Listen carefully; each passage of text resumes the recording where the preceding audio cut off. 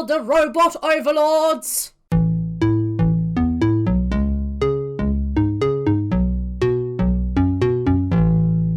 Hello everyone, welcome back to another episode of the Legacy Gambit. We are finally at the letter E.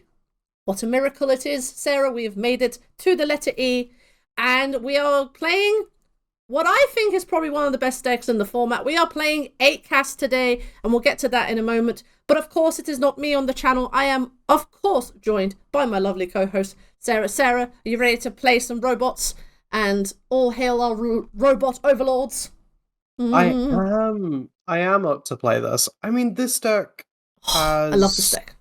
It's been beautiful. It's also, like, transformed a hell of a lot over the last year, from being the bogeyman deck to beat, to kind of, like, falling off quite a bit, and now coming back in a completely different build. Absolutely. To what it used to be. Yeah, so folks, we are playing today 8-cast. Firstly, I want to give a huge shout out to Danny Bambino and It's Swifty Time. So to one of the big Modo grinders who have been championing the 8-cast, Blue Stompy, Patchwork Stompy, whatever you want to call it, to really kind of build it out. And yes, we call it 8-cast.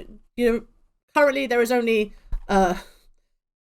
really Thoughtcast, which is 4-cast. But Sarah's absolutely right. This deck was, when I remember when it first came out, and we had things like Emry, and we had this big turtle was a big pain in my backside. But I think you're right that since they've started adapting Patchwork Automaton, I think this deck is a lot more resilient to a lot of the card draw that it is sort of synonymous for in, you know, kind of looping Emry, you know, with like Mishra's baubles, Urza's baubles, that kind of thing, to being a bit more, well, I have all these baubles and 0-mana artifacts, but I can make this Patchwork Automaton ginormous and hit you with it.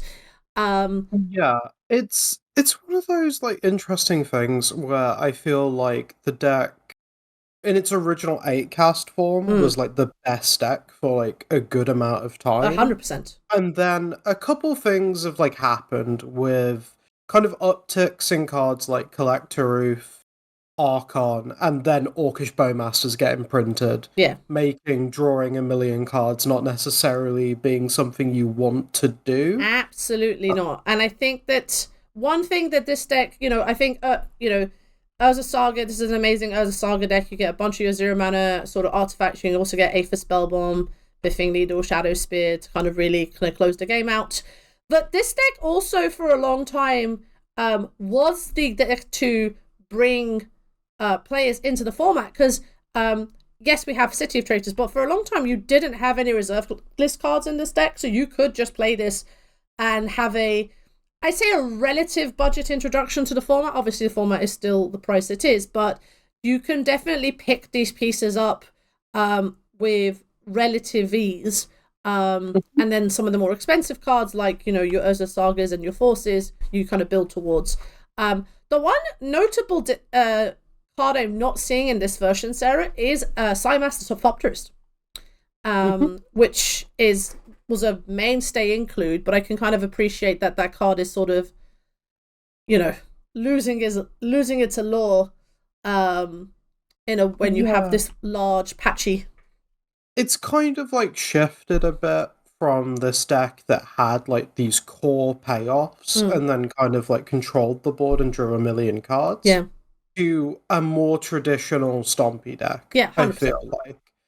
But it's a Stompy deck where you get to play Force of Will, which is, you know, a pretty decent place to be. Yeah, 100%. It's like, I get to present this very fast clock while disrupting your game plan. And by the way, I'm going to counter your relevant spells. Like, that's bust. This is also, you know, as Sarah said, it is a Stompy deck. We do have, of course, 4 Chalice of the Voids with our Ancient Tombs, the City of Traitors. We have, obviously, Seat of the Synod. We have, you know, some islands to kind of make sure we don't get completely died to Blood Moon, because this deck is a little softer Blood Moon and sort of moon effects. The sideboard, Sarah, I mean, I was kind of looking at it when Danny sort of sent us the list, and I was like, okay, I kind of understand One Ring, looping Emry One Ring is pretty like, no one's ever making it, no one's attacking us ever again. Crucible for, just get this back. Oh, woo. It's also just generally good in some matchups where Wasteland really gets you. Yeah, you just like lands, for instance. They can't Wasteland you out the game anymore. No, they cannot. Torpor Orb is mostly for, I think, for initiative, and sort of fast Oracle decks. This is also very good. Hey, my might for sort of, and then sort of these three are sort of more as a Saga targets, that you can get. So Tormod's Crypt for Reanimator, Graphic Escation for Green Suns NF and then sort of other permanents that you're kind of a bit more worried up. Mostly, I think, because I was a bit like, how do you make green? And then realize you have Mox Opal and Lotus Petal, so that's fine. We will make green.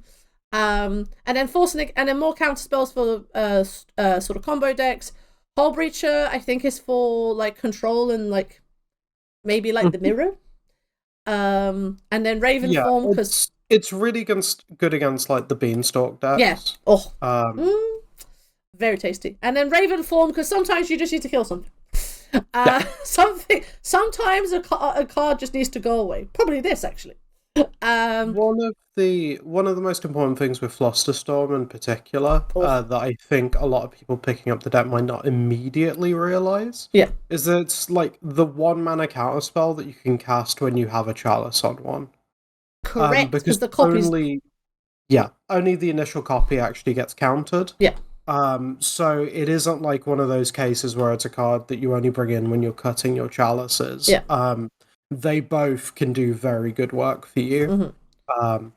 I also there are card choices that work for other people. Yeah. One of the things that I think is really cool at the minute about approaching 8-cast is also that you can play Hydroblast. Yes. If you want, which I think with the rise in Turbo Moxus, Red Stompy, those lists, it's just a very nice place to exist the minute. I think we spoke to Danny about that. I think he sort of said that, those you can, it is like, there is probably a list of like 10 to 12 cards that could be added to the sideboard at any point in time. I think with the Turbo Moxus stuff, we still have things like Dismembers and like Torpor Orbs and things like that to slow them down. So if we obviously get 5 Turbo Moxus decks, this is, and like Danny kind of kindly shared his primer on the deck with us about sort of how the matchups go, and kind of reading through it, that you have game against most of the format. Like, you're good against the Delver decks, you're good against you're not so bad against control. Some of the faster combo decks is mainly about just surviving the early onslaught, which I think is just Legacy in general. And then there's some matchups where it's a little bit terrifying, but I think we're fine. I am looking forward to doing the turn 1 Emry. We can do that. That'll be exciting. That's a nice little thing. And then this big turtle can just kill you. I have died to this turtle more times than I care to admit. But yeah, I think with that, folks, let's get into our first round and showcase the wonderful robots in Acast. We are back for round number 1. Have we played against this person before, Sarah? I remember this name. It's a good name. It's such a good name. I feel like this is one of those names I would have remembered. But yeah. Alright, cool. Our opponent is going first. So let's see how this goes. I think you can't, I also was looking at some of the keeps or models. I think you can kind of keep most hands that have, either interaction or a clock. Like, it's very much of a Stompy mindset. Hold on. Can we? No, this hand. Okay, so can we keep this? Oh. It's a turn 1 Emry. It is a turn 1 Emry. Turn 1 Emry is quite good. The issue is that it's like emptying the hand when we have 2 patches. Sorry. Let's see. So, Seat, Opal Shadow Spear, Emry. And then we've got 3 artifacts. for Thoughtcast, so Thoughtcast only costs 1 blue. I think we can keep them. I'm not that excited about it. Well, we're on the draw, so let's see. You know, we can. Mhm. I think a hand like this is, you know, like doing the turn 1 Emry is, you know, still pretty good. But let's see what our opponent is up to. I love this name, Sarah. This name is so good. Bloodstained Mire. Okay, are we getting reanimated? Fetching Swamp usually feels kind of reanimatory. Opponent has just passed. I feel like we're being entombied. Mm-hmm. We're going to be entombied. Okay, well now I would love to draw. Now I would Force of love Will. to draw a Force of Will. Alright. Interesting. Interesting, We very can't interesting. Chalice on 1. We can Chalice on 1, that is true. No, we can't. Yes, we can. How? 1, 2. We have 3 artifacts. Oh no, we can't, you're right. And one of them costs 1 mana. What? I can't count. Well, I think we still do the Emry thing. We can't, like... Yeah. Like, Yeah. I think we still do the Emry thing. And... Hope? Right. I mean, like... Reanimated matchup, I think, is about survival. Like, this is, you know, that's why the deck exists. So let's do Seat. Mox or Pearl.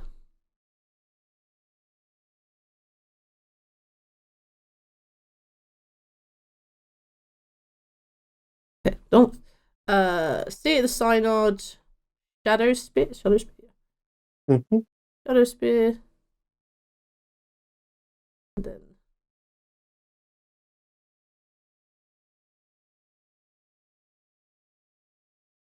See what we mill.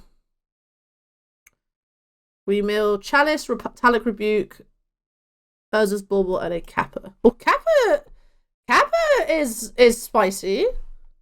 The issue is if they are Reanimator, it's probably Entomb Archon, Reanimate Archon. Yeah. So We'll see. Like, I think Entombi. Troll. Oh, okay. If it's just Reanimate Troll, I'm still worried, but that's beatable. That is beatable. That is 100% beatable. Whereas I don't think we were beating Archon. It could also be that black-red deck that's doing the rounds. The one that's sort of half, like what Riskaminator is kind of turning into. Mm-hmm. Forces. Okay. So what they take... Oh, they're doing it themselves. Okay. Well, there's Grizzlebrand. Okay. Well, then I'm not terrified. I mean, I'm still terrified. Grizzlebrand... Yeah, it's when they do more things with the Grizzlebrand that becomes a problem. Yeah, but the Grizzlebrand himself... Yeah, so the Badlands. So their hand is... What was their hand? Was it just land? There was another Grizzlebrand, I remember. So I think it's like this. Okay, well, let's see what they do. They're just passing? Yeah, I don't think they can draw. I don't think they can draw either. Okay, well, let's see what we can do. So they're on 9. This is still fine. Alright, let's see what we draw. Okay. Well, I mean that deals with it. That in fact deals with our problem. Do we want to I think we just do this now, right? Mm-hmm. Or can we? So we can't. We don't have enough mana to do that and Thoughtcast. So yeah, I mean, you could if you're going to hit a land, but I would rather not. Just... If we had a land in hand, I would Thoughtcast to try and find a force to get it through. Yeah. But at this point, you just play for Spell Bomb. Okay, let's play Spell Bomb. Do that. Okay. And we just bounce. Do you want to just bounce it now? Yeah. Boop. I think we're just playing a ball from the graveyard. To be honest. They're drawing 7 cards. They're drawing 7 cards. That's brave. That is brave. So they're planning on going big next turn. I mean, sure. So we get Bauble. Yeah. We can have a look at the hand. 1 card on the hand. They've drawn 11 cards. Mm-hmm. What did you show us? Dark Ritual. Sure, happy. Live your best life. The key thing is that Reanimate is turned off now. The actual card Reanimate. And Exhume would mean we get a Kappa Cannoneer back. Yeah. Doesn't seem great for them. No, so they need to find like Animate Dead? Like literally Animate Dead, yeah. But then we've got this Aether Spellbomb in our graveyard. Yeah, but Animate Deading an Archon would get rid of the Emry. That's true. But they have to. Well, they're gonna have to dock. So they got Lotus Petal. Okay, that's fine. Yeah, I think Animate Dead's the only real out, isn't it? Unless I'm imagining anything. I mean, they can get blocks. Like they that's can true. have like. All right, they're playing a Badlands. I know they have. Yeah, so they've got 2 Grizzlebrand, a Bayou, a Dark Ritual, and 6 unknown cards.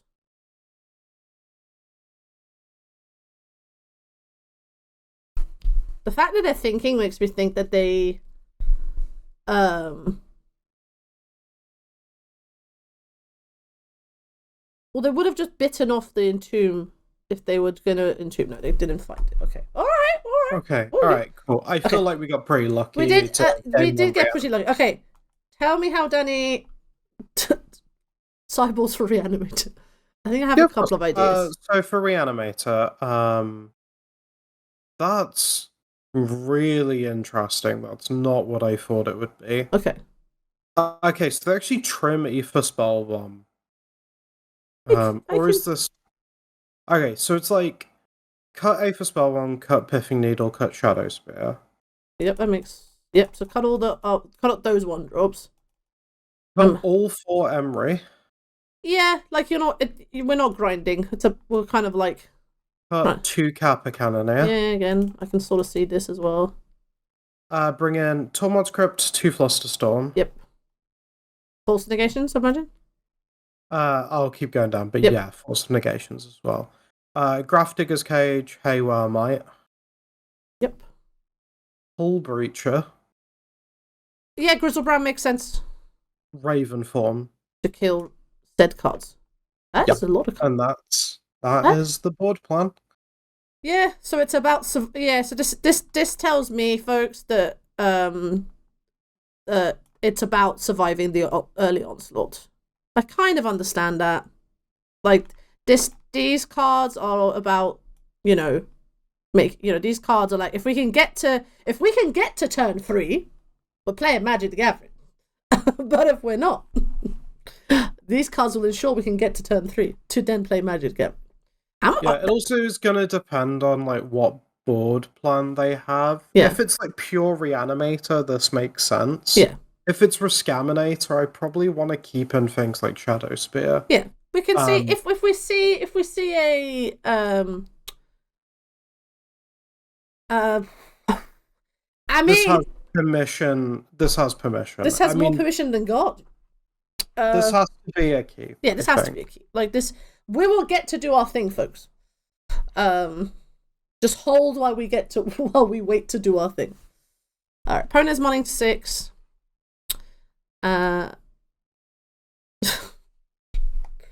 Oh, blue decks. I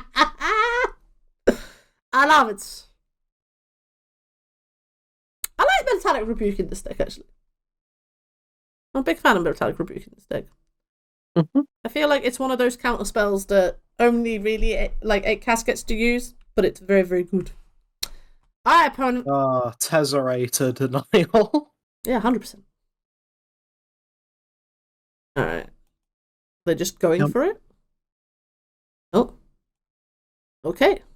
Okay, this feels like they're holding up like Bowman, maybe, or it's going to be Entomb around days. Yeah. I don't know. Like, we don't really play days. Well, okay. Do we just go Ancient Tomb Petal? I think so. That way we can have Metallic Rebuke up. Because it can just Metallic Rebuke, and then if they well, they can't really fight it, so they just kind of get countered. So let's see what they do on their instant. Opponent? Intombi? No Intombi. Okay. Alright.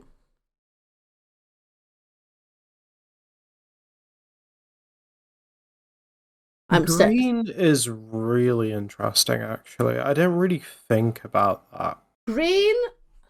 What's green? What does green give you? I worry about Veil. You think we're gonna get veiled? Potentially. Well, let's. I mean, all right. Opponent's just saying go, which is mildly terrifying. Well, no, that's what we want, I think. All right. Synod, Bauble. At that point, we're at 3 artifacts. Correct. So forecast costs 2. So just cost. I mean, I'd probably still cast it. Yeah. So let's play as Bauble. As Bubbly. Seat. The thing is, we can't hold up Metallic Rebuke. Yeah, I think that's it's difficult. Because they can put in Bowman in response. We can hold. Like it's not. Well, I'm happy just holding. I'm happy just. God, Bowman sucks. Bowman does suck. That's the whole point. Yeah. Okay. Let's just hold. Okay.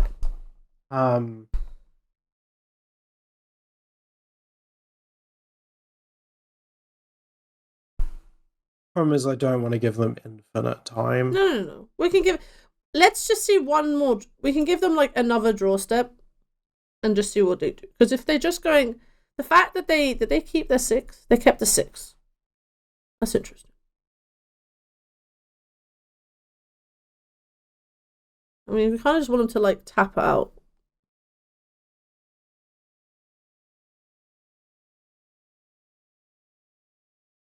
Yeah, it's really hard to cast draw spells into that. Then didn't hit a land drop. Okay, that's good for us. That is very good for us. All right, well, let's take our draw step and see what we draw. Like I love an Urza Saga right now. Love a Bauble. Okay, so if we cast Bauble, we're definitely casting Bauble. Yeah. It's about whether we forecast or not. I mean, we can we can't Metallic Rebuke in response. I mean, you can. It just would cost you your petal. Oh.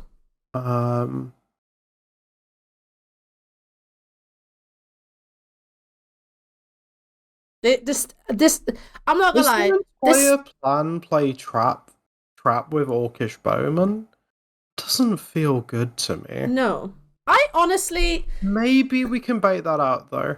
Can you bauble them? Yeah, of course I can. Because I think if they're playing this wait with Bowman thing, they would try and get a Bowman down in response to any draw trigger. Yeah. And sure, this makes Thoughtcast cost more for us in the future, but there's a lot of draws that keep it equal. Yeah. And it's better than just casting. Oh, Sarah, you are correct. Okay, that tracks. Okay. Alright, I think we just pass. Yeah, alright. Alright, well now we know about this magic card. I have a feeling their plan is to Bowman, which we then counter they Veil, we counter the Veil. Maybe we don't, because we need it to cover their reanimate plan. I think if they have Veil, they're more likely to be kind of all in on what they're doing. Yeah, which I would rather wait. I'm happy to look, if they Bowman with this trigger on the stack, we can beat 2/1/1s. It's not 2/1/1s. Okay, well we got to draw a card. Yeah, that makes me think they don't have. Opponent, you're gonna have to sneeze at some point, Abibi. Opponent needs to sneeze at some point. That is how I. Opponent, what are you doing? Why are you holding? Have you got like 2 bowmen or something? I don't think they have bowmen at all. I don't know. I think they're very close to being able to just go with it with protection, and they're just trying to like draw as many cards as they can while we're doing nothing. True. Okay, well that's really helpful. That's a really so Bauble Island. Babbly. Mishra's Babbly. Let's hide the. We know the Veil of Summer's here. Play Island, and then we just tap Island to Thoughtcast, I think.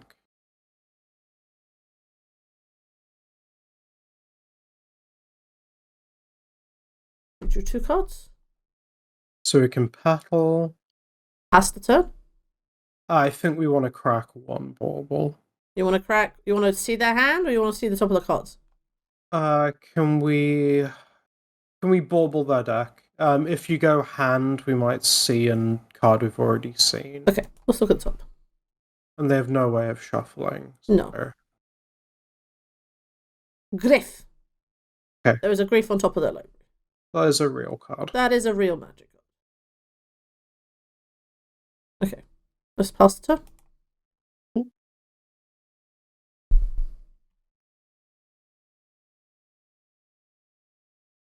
turn. Grief's a real magic card. Alright, now I kind of want us to draw action because we're now... Yeah.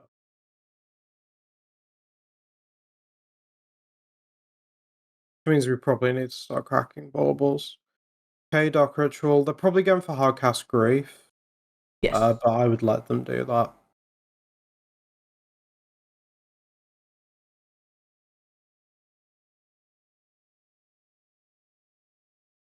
Another Lotus Pearl. Okay. Gonna be double Veil of Summer. Okay. So we have to respond to this. Yeah. We get to improvise with Metallic Rebuke, which is fun. Yeah. So we can tap a bauble, tap a petal without sacking it. Yeah. And then tap the seat. Our seat. Yeah, so let's do that.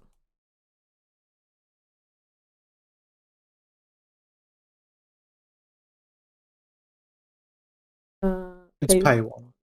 Yeah.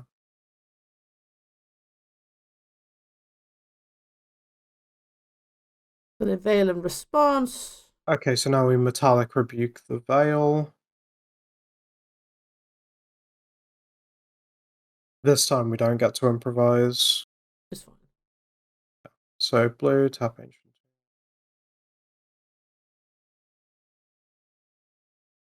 We knew about both these cards.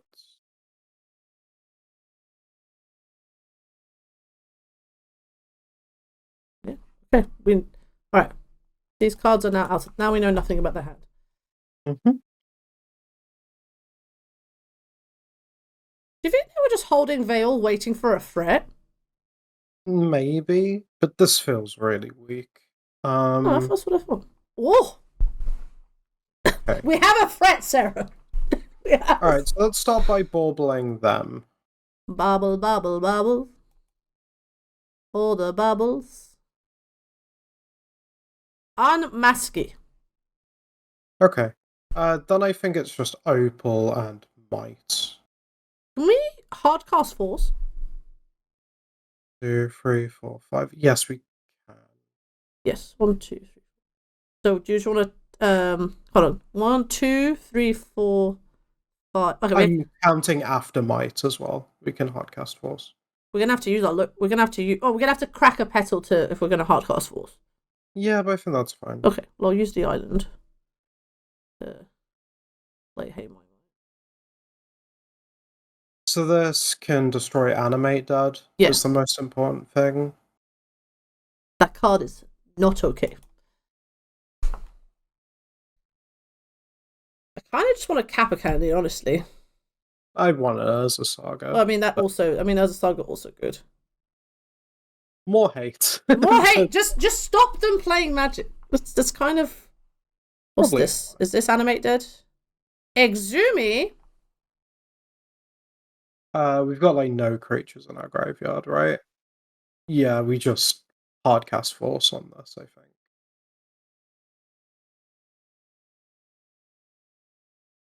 Nope.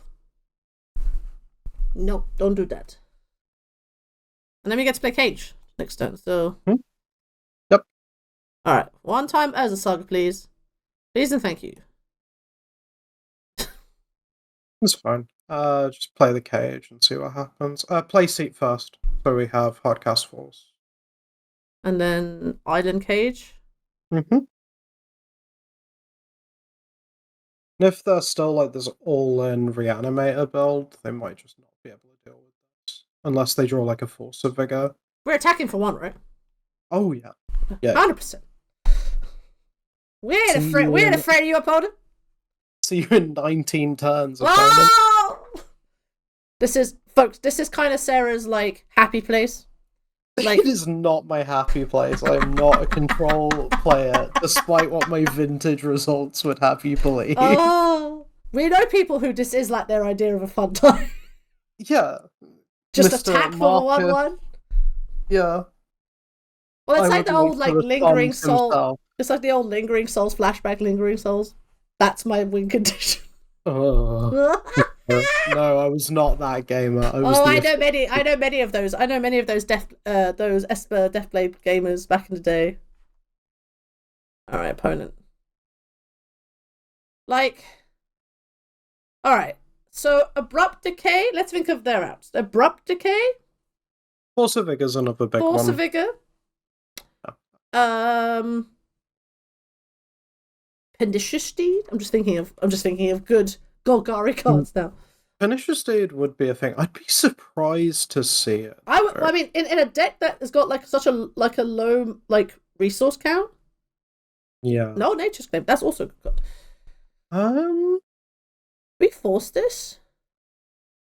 We don't get to force anything else, but they have tapped their green mana, and they didn't have Veil last time for Exhume, so I think we can just force this. It just gets to lock cards in their hand as well, if it works. I did not think about Nature's Claim, folks. But again, you should play Nature's Claim if you have access to green. Yeah. I think this is a really interesting deck from opponent, actually. Like, this Jund Reanimator list. The thing is, I feel like the Reanimator shell is so, like, compact, you can kind of put whatever you want around it.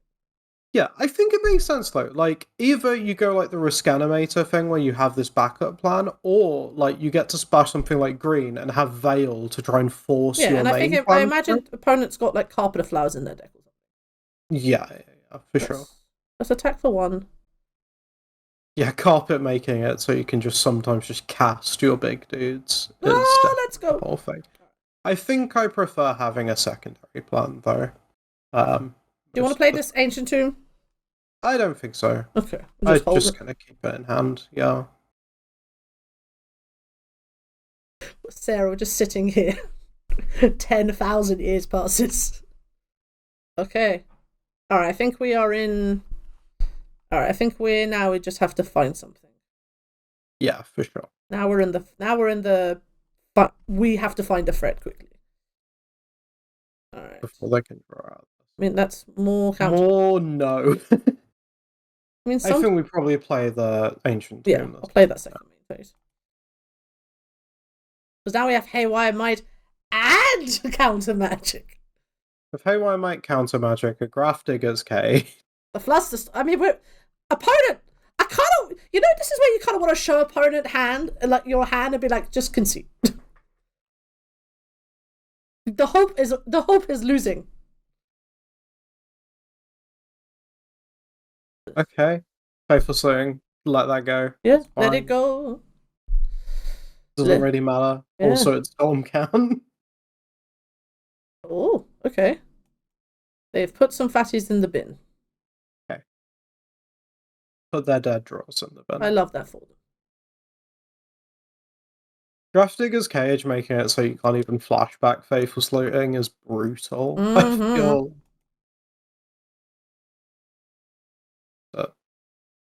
Do we just cast this?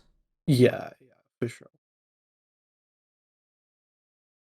I don't think they have the Bowman. My beautiful boy! So, can we Chalice on 1 and then cast this? I'm pretty sure we can. Correct. I mean, a Flusterstorm does fine. So, 2, 2, 4. Yes, we can. So let's go Chalice on 1. Sarah. That stops nature's claims now. Oh, Sarah, my happy place. Oh, Sarah. Oh no. What? We lost the counter because of the cap. Oh, it doesn't matter. It didn't matter. We should have done Kappa first. Because you get a counter from this. You get a counter on the. Oh, right. Sure. That's fine. Yeah, that's fine. Yeah. But yeah, folks, what we would have done is you play Kappa first, and then you play Chalice on 1. Kappa's a 5/5. And then I should have done the counting to whether we needed to tap Chalice to cast Kappa. But yeah, actually, hold on. Could we have done that? Actually, hold on. Good point. So we would have gone 2, 1, 2, 3, 4.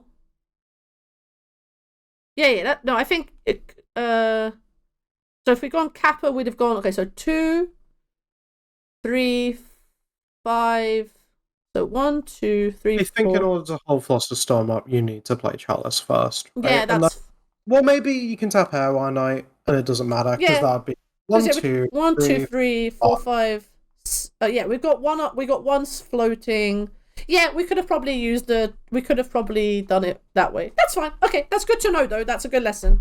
Because folks, even when you do win, knowing sequencing is important. But yeah, poor opponent.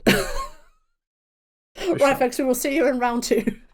Right, everyone, we are back for round numero 2. Again, Sarah, I feel like we've played against these. Like, I've recognized these names, but we are on the play, and this is good for us. Huh. Aha! That's interesting.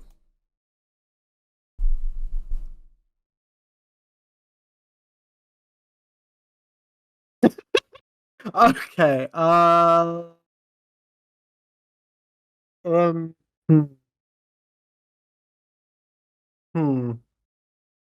The annoying thing is, like, playing the Patchwork locks you out of Thoughtcast, which I hate. Correct. I think we throw this one back, though I think it's close, actually, and I could be wrong. But yeah, I think we throw this one back. This one like a permanent mana source. Yeah, please. I would also love a permanent mana source. Okay, this one's a bit better. Like this is way we just better. Got an Ancient Tomb. Yeah. This. We have lands and spells. That's all we ever want. Really, are we just going? Turn 1 Patchy, make Patchy a 3/3. Yeah, I think so. Oh, let's go. That seems about right. What a game. We do need to keep, like... Oh, if you do that, you can also play Emry if everything resolves. Correct. Oh, we can just dump our hand. Oh, Sarah. Yep. Can I interest you in being an affinity game? So it's like keep, throw away the Ancient Tomb. Sequencing wise, yeah, it's Patchy. Is it just left to right? Then Opal, then Bauble, I think. Okay, sorry. So it's left to right. So Ancient Tomb, Patchy, Opal, Bauble, Emry. Emry, yeah. Correct. That makes sense. DM, I do that. Look at us being an affinity gamer. I present this Patchwork Automaton. And it resolved. No Force of Will, that's good. Yield to this bad boy. My large sun. Look at our large sun, Sarah. Bauble.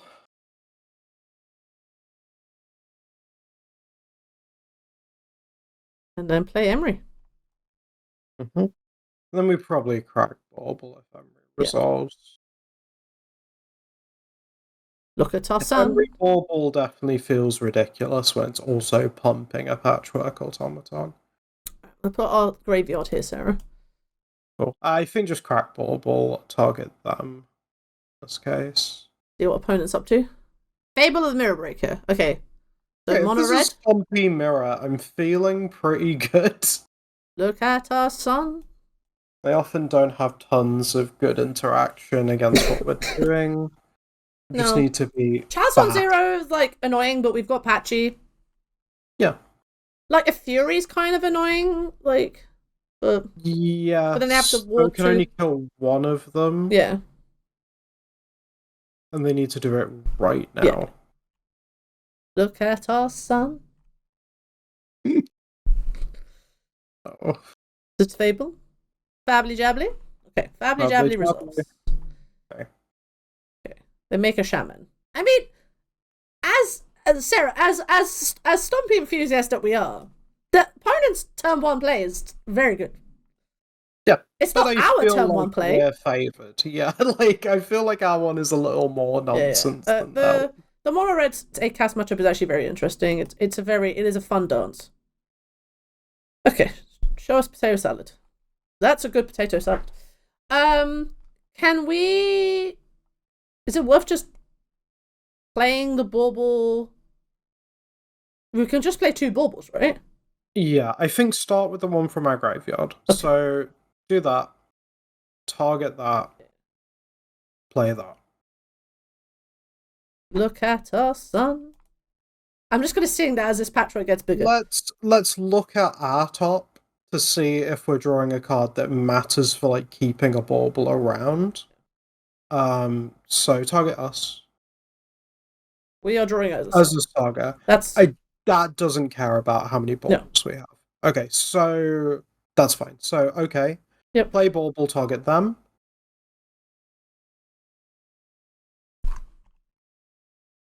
Let's see what they're drawing.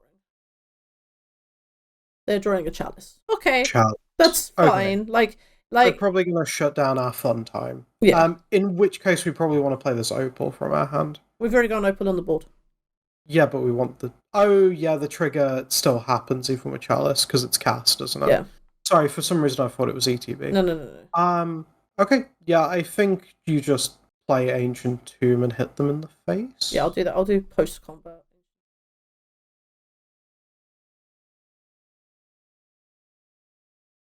Our large sun. Ancient Tomb. And then we draw 2 cards.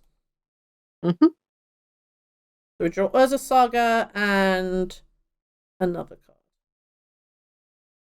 card. Urza Saga against a non-wasteland deck feels very good. It is very good. Our own Chalice. Right, let's see if opponent is just straight mono red.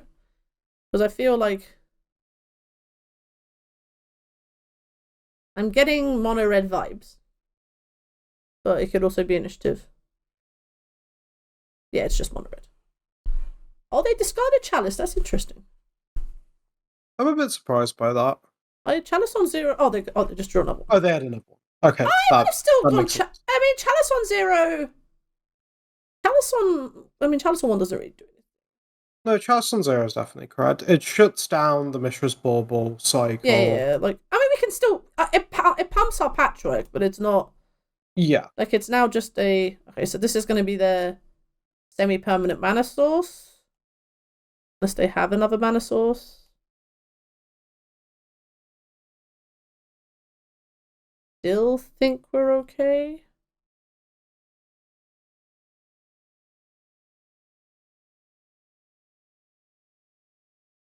Have you not drawn a permanent source of mana? I haven't drawn a permanent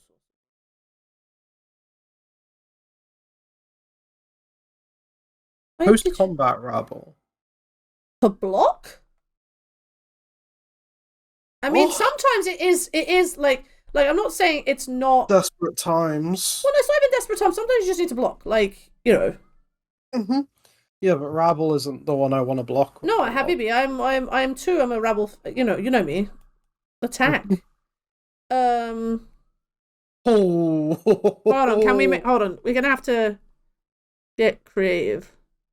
Yeah, we'd need to stick a Chalice on 1 to keep our opal around. But that's possible. Why do we want Chalice on 1? Because if you go Chalice on 0, it gets countered. Correct. I knew that. I should know that. Yeah. So pretend I didn't.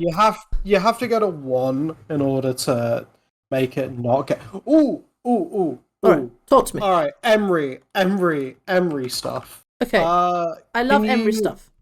It literally doesn't matter. I'm just getting tricky in my brain. I was like, if you cast it for 0, it gets countered, then you Emry target it. Can you recast it?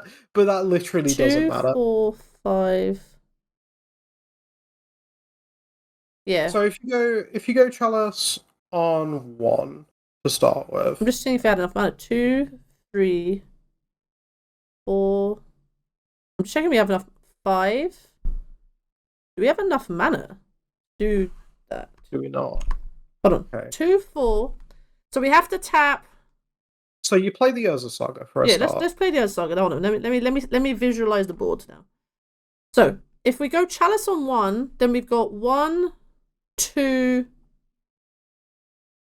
Because we need coloured mana. Our Mox Opals are coloured mana, so we can't improvise it. So it'll be 2, 3, 4, 5. Oh no, we can make this work.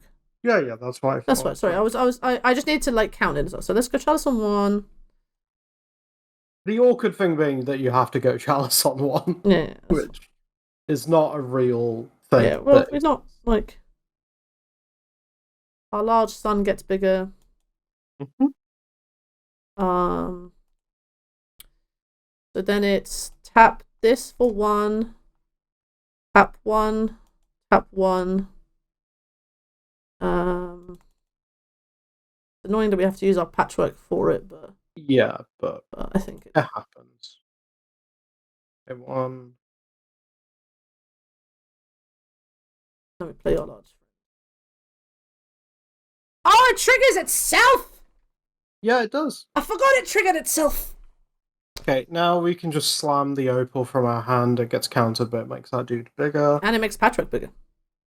I meant Patchwork. It doesn't make Kappa bigger. It still enters. Oh no, it doesn't enter. You're right. It's yeah.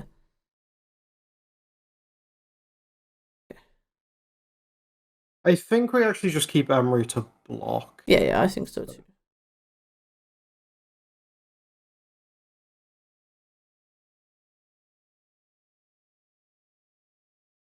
Yeah, I'm sad about losing points of damage, but I think here it's fine. I don't know how they killed this. I don't know genuinely how they kill our 2 sons. No, I don't think they do. Look at our sons. Ward 4 is a big number, and Ward 2 is it? Or 3? Yeah, this is Ward 2, this is Ward 4. Because this card is not okay. I have the commander that came in. I should always check. Bomber? Oh, hold on. Do we... Okay. Hold on, I'm trying to figure out if we die to Bomber. Not this turn. No, but we... It's going to be a lot of damage. It's going to be a lot of damage. I mean, we can block. Okay. So... Oh, you're not attacking a Rabbit Master. And they kind of need blockers themselves.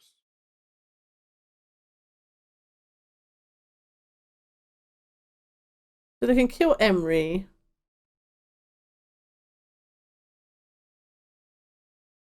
Two, 3, 4. They can do 6. They sack one of the tokens. We go to We'll 6. see what. They're obviously like deciding whether they want to sack before blockers. Yeah, that makes sense.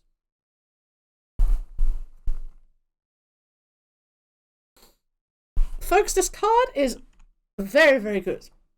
The cool thing is one of the things that's good about it kind of gets countered by Ward, which is nice. Yeah.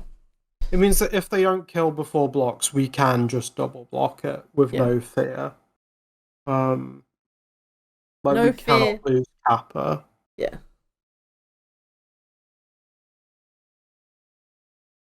Okay. So they make a treasure. Well, the treasure can also Yeah. Also. Okay. We'll see if they let us get to block. Alright, we get to block. I think this is a mistake. We double block Bombardiers. Bomber.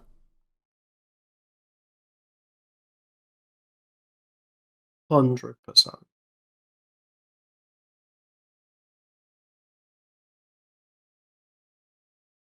They just kill Emry, right? Just fine.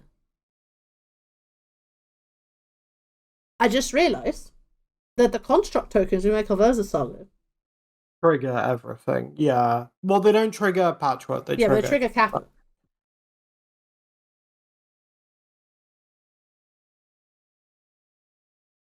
It'd be interesting if they're not going to fling their Chalice. They might fling their treasure token at us. Or one of the goblins at us. No, they should just fling the treasure token at us, right? Potentially. Depends whether they need it. That's also true.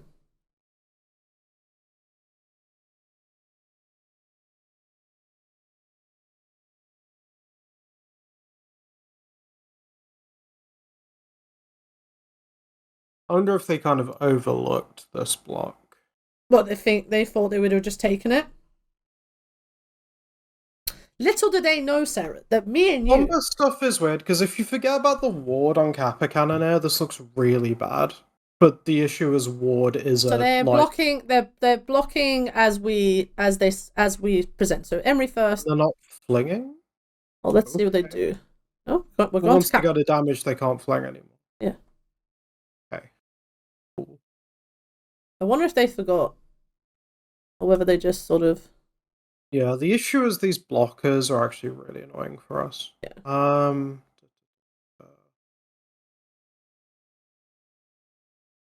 Okay.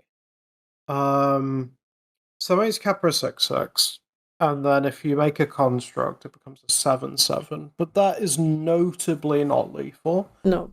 I wonder if weirdly we're meant to just sit back until Kappa becomes a one-shot. If you...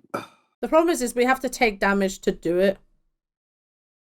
Like any damage we're taking, because next turn... How big is Patchwork? Patchwork is an 8/8.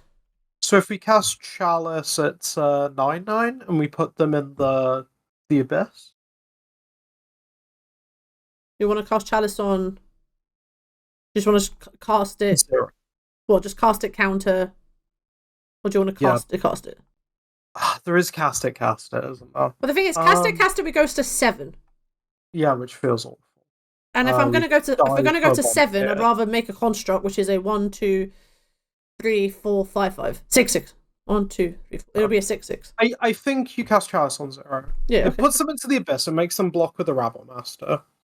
I think we can keep Cannoneer back in that case because it's so close to just being a lethal unblockable. Okay, so we'll cast this for 0. But we just keep it for blocks. We have a 9/9. Also, we can just. So what you just want to pass the turn? No, I want to swing with the 9/9 and make them block. Let's think of our 9/9 Sun. Because I don't want them to be able to copy Goblin Rabble Master with Reflection. No. Like they have to. Like we die. Yeah. That is the way we die. Now they got to like. The thing I'm worried about is like they have another Bombardiers. They go Bombardier, copy Bombardier. I think we're just dead. Yeah. If that happens. But that's their only like. Okay. All right. Well, now we don't have to worry as much. Locking with the reflection surprises me. I would have locked Rebel Master personally. Yeah, I don't know what that says about that hand. Okay. And I think we just pass. We can just make a construct to block with. Like, that's fine. Like, our construct's going to be ginormous.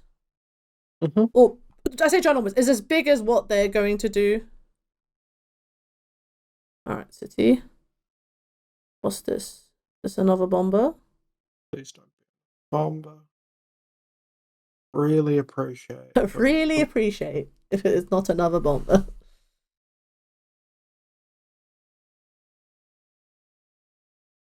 Dude, this is tight. Okay, that's fine. Another Rabble we can do. We can do another Rabble Master.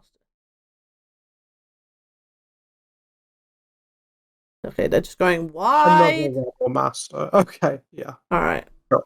Okay. Okay. So have to deal with the onslaught. The very mild onslaught. Okay, we need to do some counting of like damage once they need to do some counting. Let them make their goblin sons. Their children. Their children. Well, this is very wide. It is, yeah. But again, that was kind of our plan. It's like put them in the Abyss. Kappa becomes lethal very quickly. Like Kappa is guaranteed lethal next turn if we survive till next turn. So they make a treasure token, Rabble Master gets huge. Okay, let's count. So, This is. if we make a construct, we block. Don't. I'm not. I'm just doing. Sorry. Okay. If we make a construct, we can block. We block the Rabble Master with the construct, block the Goblin Shaman with the Kappa Cannoneer. We take 4. Technically 6, because we have to tap so we go to 3. 2. We go to 3. 3 is not 0. 3 is not 0. They're at 7. The only way we die there is if they have Lightning Bolt, but no, we've got Chalice someone. Yeah. So that's not even a possibility, and it isn't really played in these shows. Yeah, so I think it's construct. We can also if they had main deck dead gone, no, again, gets counted by Chalice. Yeah. There isn't anything at 1. There isn't only anything at 1. Yeah, and the nice thing about and we go to like 1 next turn, but we're going like make construct, and that makes Kappa Cannoneer 7 unblockable. So we just let's do this. Yep.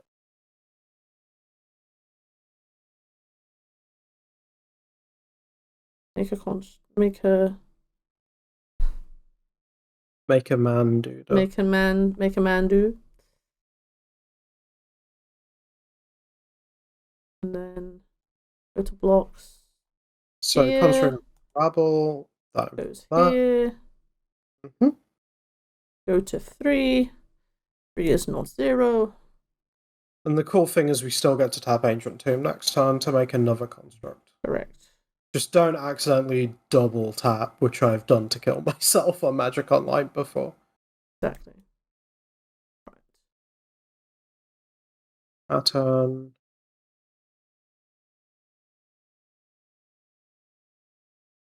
Okay, so... Oh, we don't even have to make a construct for it to be lethal.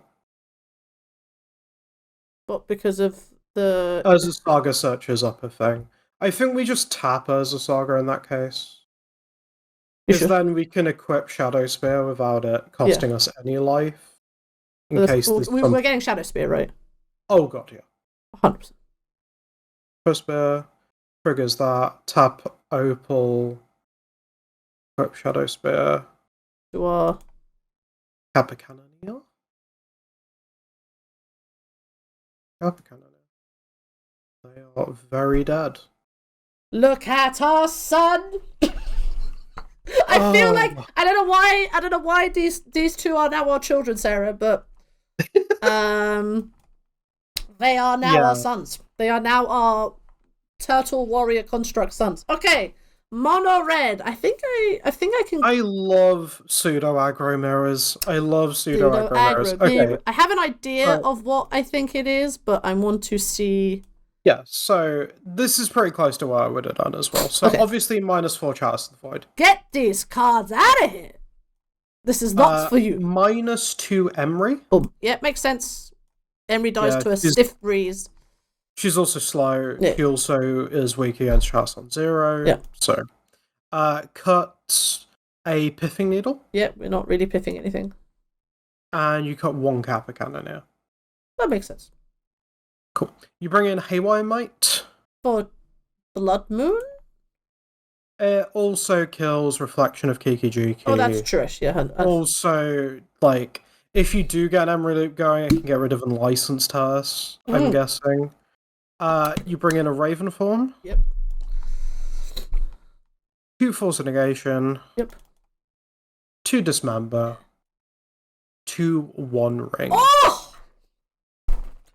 Oh, Sarah! We're gonna draw so many cards. Yeah. I mean, yeah, this feels right to me. Like, they're a deck that kind of goes a bit faster than you. Yeah. But you can go bigger. We go big.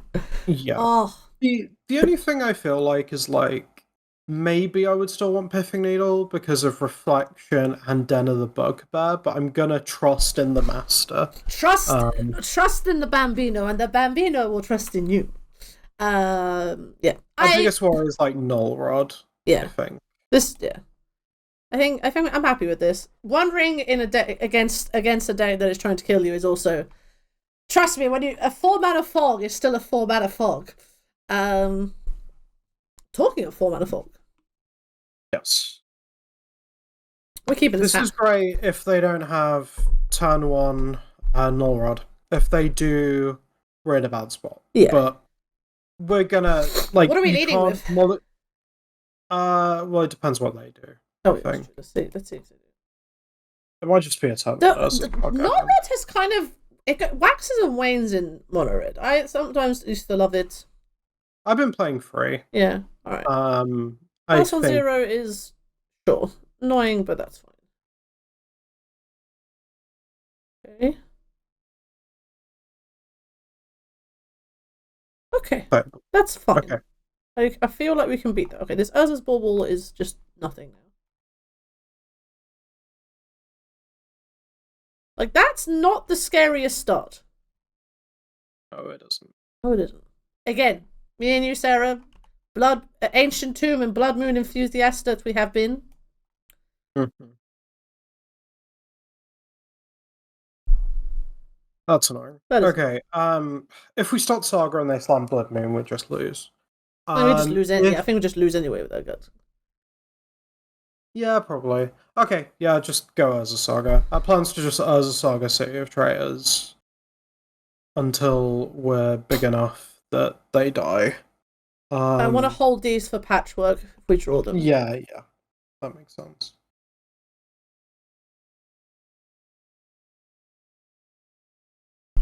Like, if they find Blood Moon, that they did the thing. Mm-hmm.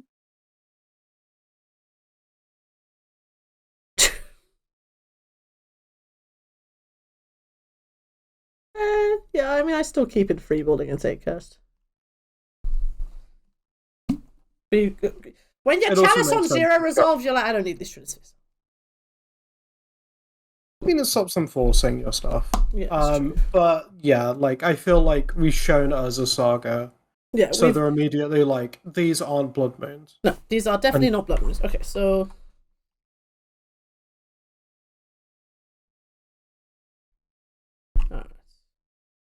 thing is, Blood Moon for them is still not amazing. Like, it's like, no, but the fact it kills our land drop is huge, and they don't need much. They've got Fable. Okay, all right, that's a real clock. That is a real clock. The one person still playing Chaos Adventure in their mono red deck. I mean, I feel like this is a matchup where it makes sense. This matchup is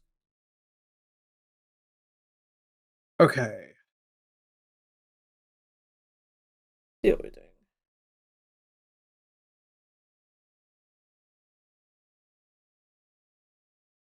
Okay. That's not bad.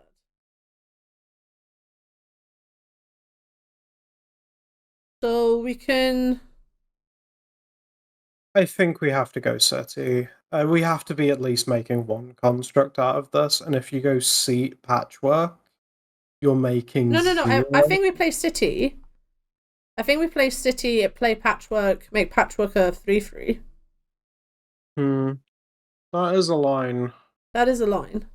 I'm just very worried that we're gonna need to play. I guess if we're playing One Ring next turn, you kind of would rather have a Patchy than a construct because it ends up bigger. It just sucks that we're making like no constructs. We might be able to make. We might make. We can make one construct.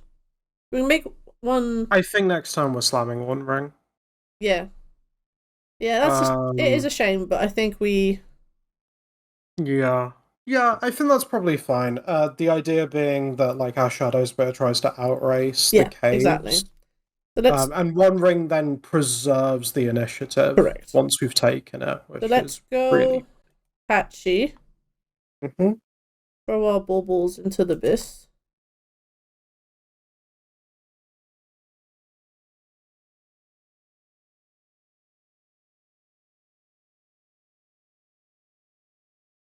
If we get Furied, we get Furied. It's kind of the world we live in.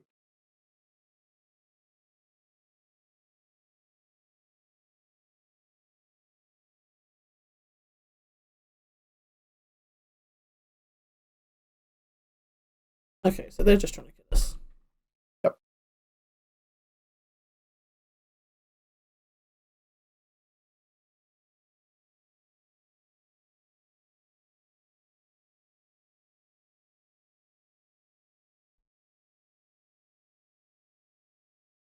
That was to be expected. Okay. I think we probably just. Because like 7, 9. Well, we dodge trap if we slam one ring. Yeah. But we're like very behind on board.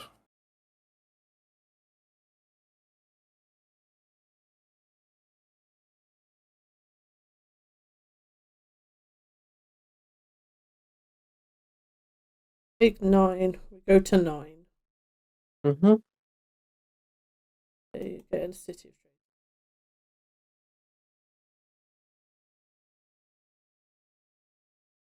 Block from opponent.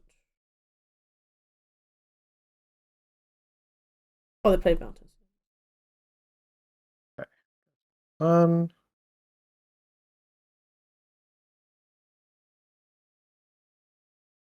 Okay. Alright, so tap as a Saga.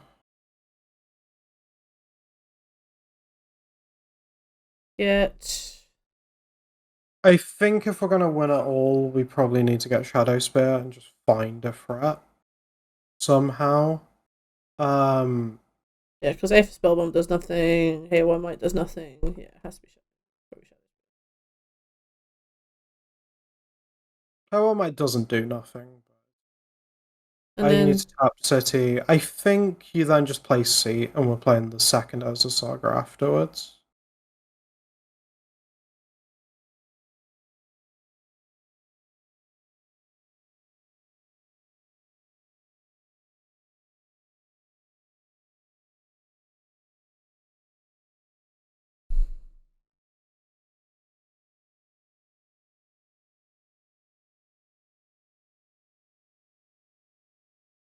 they probably should just go to Arena. Yeah. 100%. Yep. Go add the creature.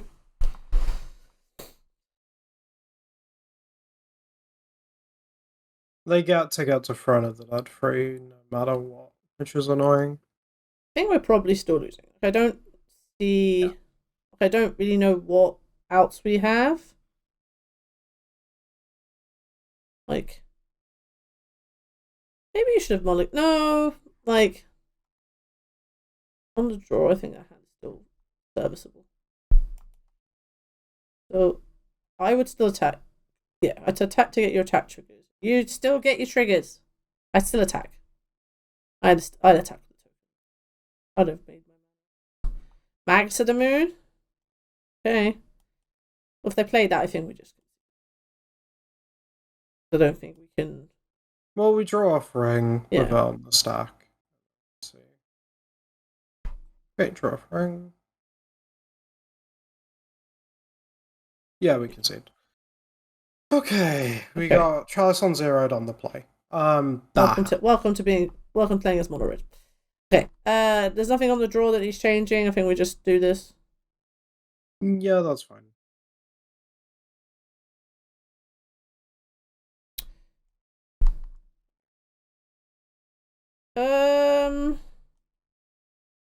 And does little. That's very like Patchwork and Shadow Spear are great, but it's exposed to Fury. Yeah, we can't.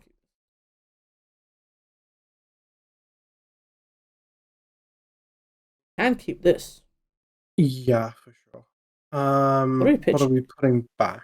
Thoughtcast? Probably a forecast. Yeah, just one of them. We're just going to turn one Emry? I think so. Just get like our things down while Can't. Well, there's no. They can't just get counted. Yeah. So we just it's crack petal, isn't it? Click on Emry before you click on Crack Petal. Pay 1. Yeah, now you can pay blue with the Lotus Pearl because you're declaring the spell before paying the cost. This saves you 2 life. It's the old like affinity trick. Like you need to do it that way around. We got Shadow Spear, Patchwork. Okay, so good things to actually bring back. through Emry, even if we have to like force of will. Can you crack Urza's bauble? Target them. Reason being, I want to find something else to use this force for if we can. All right. Mountain. Cool.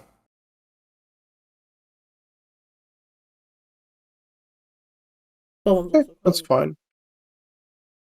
Don't have the blue mana for it, but we might in future. I actually think you forced that. This is like their entire turn, and now we get to do a lot of things.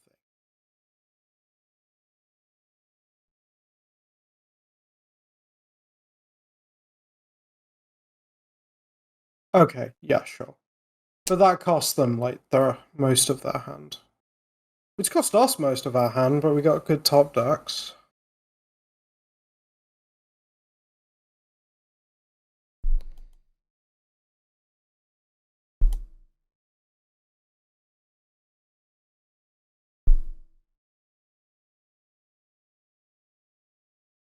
I mean, see, play Spellbomb. There you go. No need to tap Ancient Tomb. We're probably not doing it on that turn.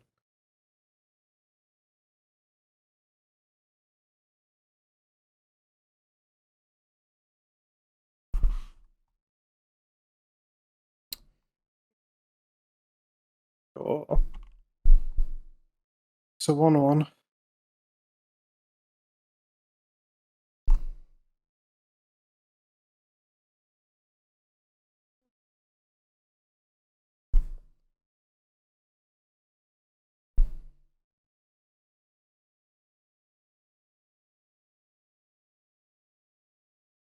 I think we just pass for now. See if they do anything on their main phase.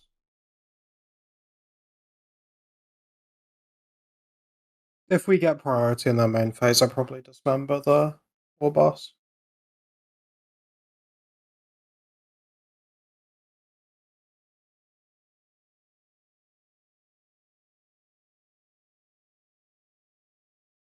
Bombardiers. Okay, I'll be dismembering the Bombardiers instead. It's a lot of damage. That is a lot of damage. I think you just have to dismember the Bombardiers. I don't think we get to bounce the Legion War boss as well. Really. Yeah.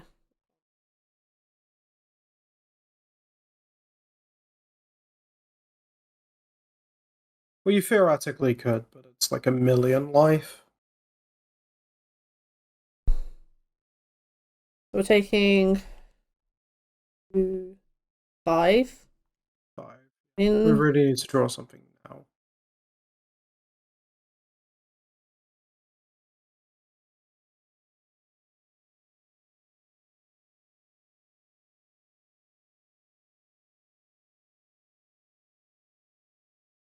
I mean, we bounce it. I mean, we're still taking 2, 4, 5. No, 4. We go to 6. We bounce. You can, yeah. Oh god. Yeah. I mean, we go to that turn. We're not doing anything right now. Yeah, I think we kind of just did not draw the part of it.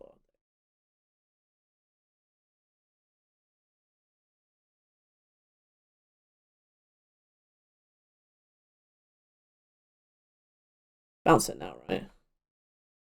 They just replay it. Well, how much damage are you taking? 2.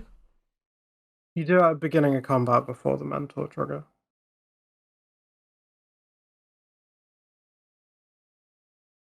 Okay, do it now. Oh. It doesn't matter between, like, learn that trigger resolve and doing it now. Now we take 4 instead of 5.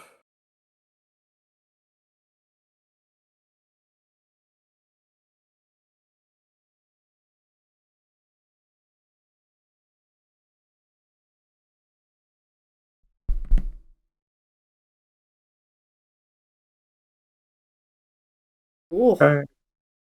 Okay, opponent. Okay, 1 ring. 1 time. 1 ring! And that's the only thing that can possibly get us out of this. And even then, it's not super likely.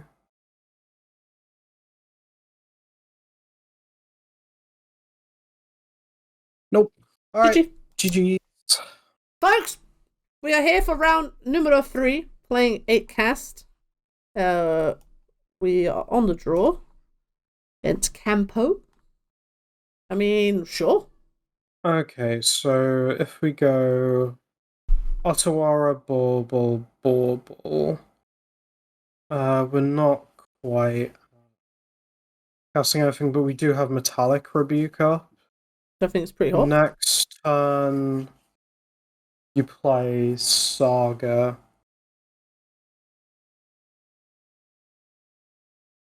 It's like forecast is 2. Is it 2? 1. You only have 2 reduced. So it costs 2 and a blue. So we're still off that, but I think it's close enough. Like, there's multiple things we can draw that make this hand a lot better. 100%. The annoying thing is we don't have anything turn 1-ish. But we're just setting it's up. close. Yeah, it's let's see what our opponent does. Volcanic Island. DRC. Okay, so playing against Delver. I feel kind of okay against Delver. I'm a little annoyed that our land is non-basic, but what are you gonna do? Exactly. Okay, that helps. That does help.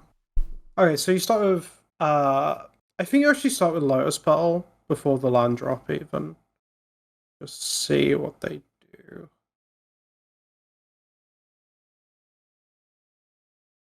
Okay. Now land drop.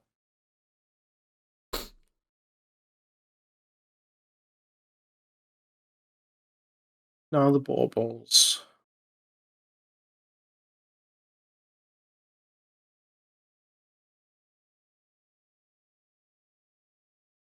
And then we just pass, I think. Forecast costs 2. I don't want to spend a petal on it right now. I don't really want to be cracking these things when we're close to casting a Cannoneer either. Yeah, that's also true.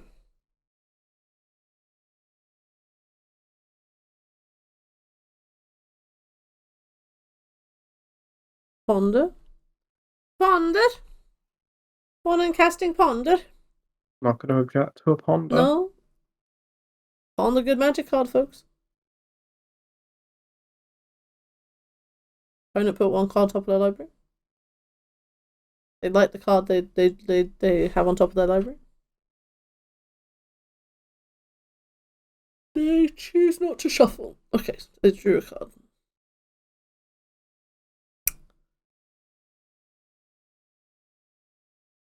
Float the blue. So fine.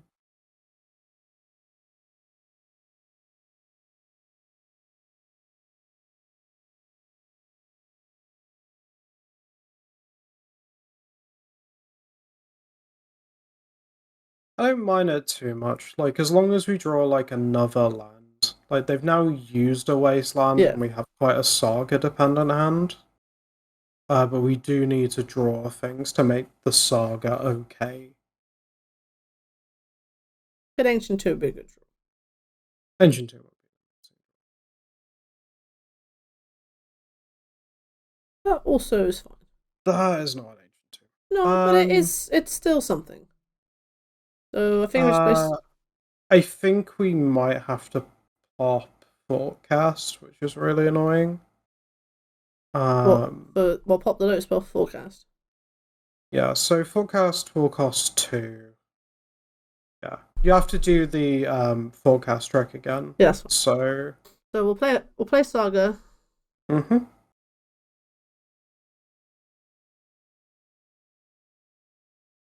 Okay, so 1 and a blue.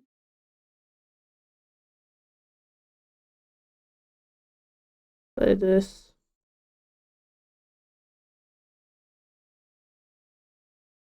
They probably let this resolve.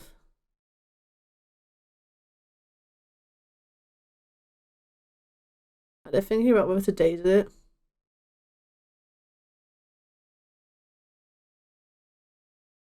I'm thinking about it. Okay. We annoyingly, I think, have to let it go. Do we? We kind of like what else? Like what else are these counter spells doing? Sure. Okay, you can force it. No, but like no. Serious question. Like what else are these counter spells doing? Like what are we waiting for to use these counter spells on? Murktide is the big one. I mean, But they are Murktide. like 2 turns away. Alright, fine. Let's force it. We do need to be finding lands for Well, that's why I'm like this Thoughtcast needs to resolve so we can actually like if they because yeah they've put a land in their hand so they're about 2-3 turns away from Murktide. Like the only real worry is DRC, but I think we can't really deal with that right now. And I think like Okay. and I okay. The question is also like potentially getting rid of Kappa Cannoneer because it's so far away. Yeah. But it is the only threat in our hand. Find more friends. Okay. So do you want to pitch Kappa? I don't know. Okay. It is the only threat in our hand, Okay. and there's no guarantee that Saga gets through. So let's pitch Metallic Rebuke. Okay. Let's pitch Metallic Rebuke.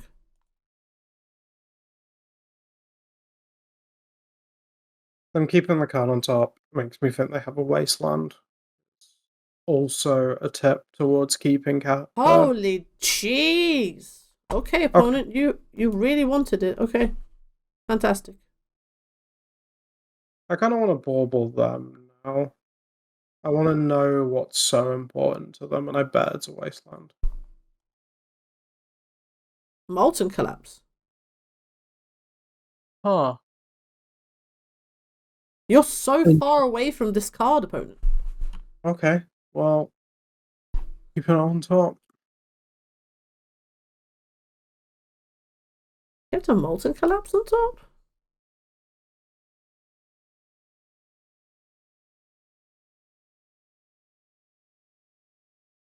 Oh, okay. Well, now you're attacking for 3.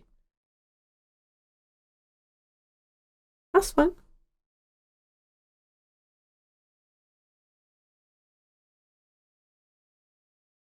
Play the volcanic. Okay, so they look at our top of our library.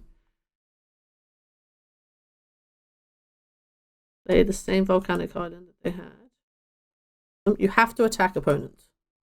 That is the whole point of this card. Can we look at that? You want to we just need to find something right now. Let's see what one of these 2 cards are. It's going to be Molten Collapse, isn't it? Yep. Yep. Now we draw 2 extra cards.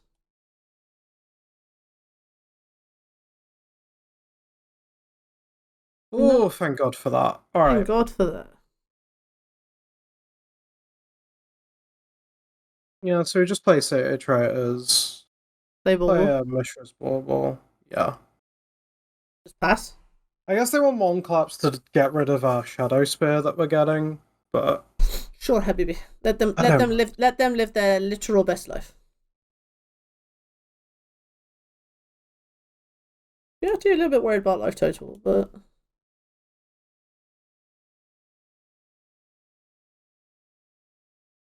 they fetch land. Now they found their lands to cast their Molten Collapse. What a game! They may have always had it. That's also true. Did they play this pre-combat? Yes. Interesting. Very interesting.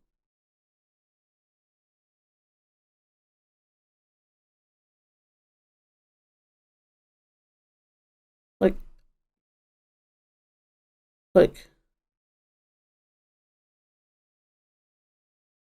Alright, is this Murktide? Bowman? This is Murktide. That's a Murktide. I mean, sure.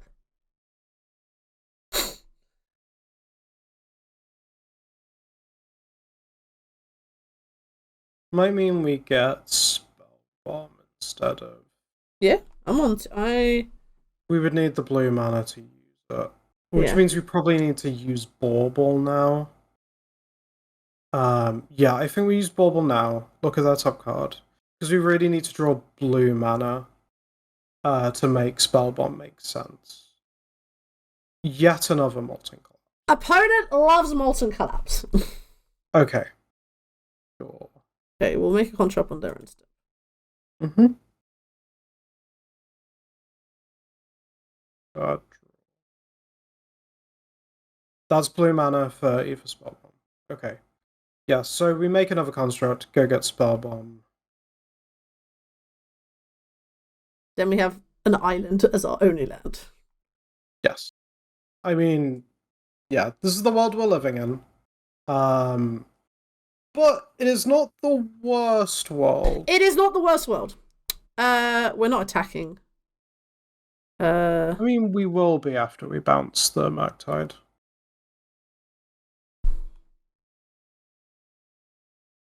Do you want to play the ball? Bounce the Murky Boy. Oh no, we can't. I was about to say, can we do the Kappa, but we can't. We're 1 mana short, unfortunately. We attack for 3. Mm-hmm.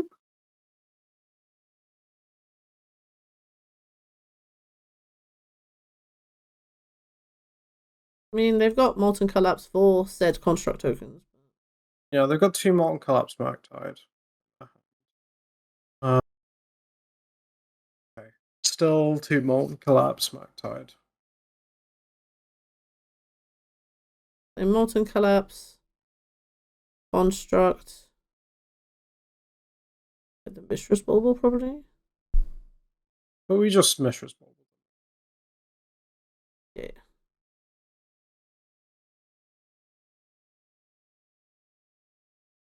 They've got a Daze. Might want to.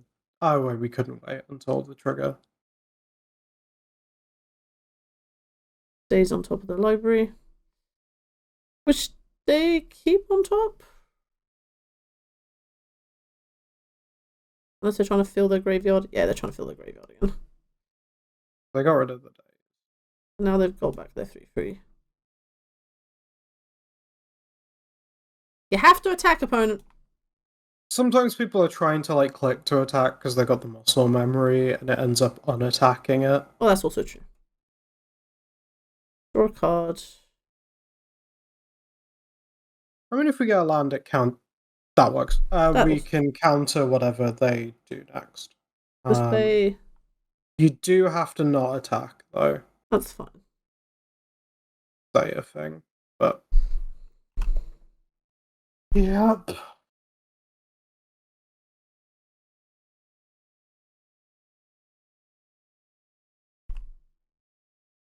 I mean, they might just not. They might never just cast a spell again, honestly, and just ride this human shaman to victory. I mean, they can Molten Collapse and Daze us, and we just lose as well. Well, the days. So they got Molten Collapse. Oh no, they got rid of the Daze. Yeah, they got Molten Collapse.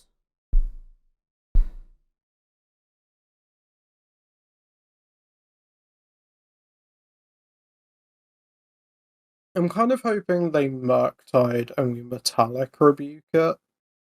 That's kind of the only way we win. Yeah, I think. I think they're thinking about it.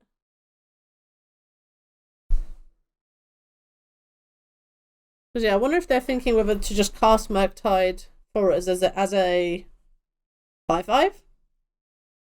Yeah, that's pretty hot. Or they're gonna Molten Collapse. That's the good spell. I mean, we're forced to Metallic Rebuke. That.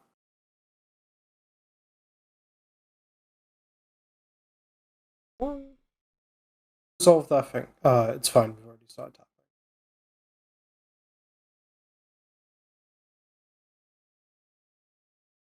Should probably be letting the surveyors resolve first. Oh, that's fair. My apologies. Topped whatever it was. We know about the Murktide in their hand. That doesn't really help. You can cast it for 0. It pumps our dude. Does pump our dude. Yeah. It sort of turns off our deck as well, but I think we're little bit of a sticky wicket. I don't think like the other thing we could do was play it for 1, but I don't think that's good because I think we need to draw Shadow Spear to have the slightest chance. I don't think we're out of this just like if they've got like bolt, yeah, sure we did, but like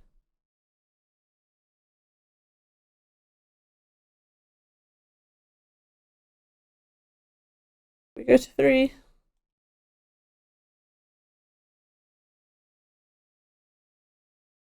Lightning bolt. Rainstorm. Okay, they're looking for lightning bolt.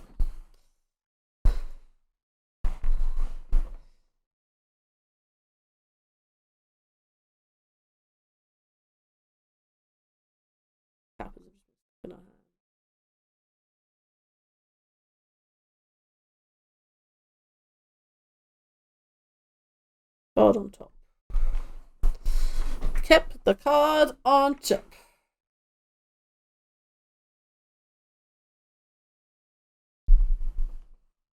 Okay. So what you're telling me is I didn't find bolt. This is good news. Alright. I think I got Bowman. Too little, too late. I mean, we can cast Kappa, but I think we just die. Yeah, we just die to the DRC that's on board. Cool. Okay. Alright. The Delver matchup, I still think, though, we have a lot for the Delver matchup. Yeah. So we're cutting 2 opals. Yep, because of Meltdown. We have to be... The Meltdown is the one card that we have to be worried about. And for the same reason, we're cutting 4 patches. Patchy. And then it's 2 Thoughtcast. Yep. I'm bringing in... And then we're bringing in 2 Foster Storm. Fight on the stack. A Hull Breacher. That's an interesting choice. 2 Dismember. Yep. A Crucible of Worlds. Oh. Anti-Wasteland proof! The One Ring. Yeah. Yeah. Also just Urza Saga looping. I'm intrigued by the Hull Breacher. I think maybe it's a case of having, like, the deck getting really threat light once you remove the patches. patches. Yeah, because you're like 8 creatures. Oh, you've only really got 8 creatures. You really are on Team Urza Saga, get you across the finish line. And it has text, right? Yeah. Like, their draw spells. Yeah. Okay, so we'll pitch those. Yeah, I think with the Delver match, I was reading that it is... it's not like unwinnable, but it is definitely a match where it's a bit of work. Like you really have to do your due diligence. Just gonna find where it was. Yeah. It's an intricate matchup. Your favorite. Yeah. Basically, we need to think about Orcish Bowmasters, basically. Yeah, you know. Means we're probably going to be cracking baubles most of the time. Yeah, exactly. Finding a needle is also going to be just insane.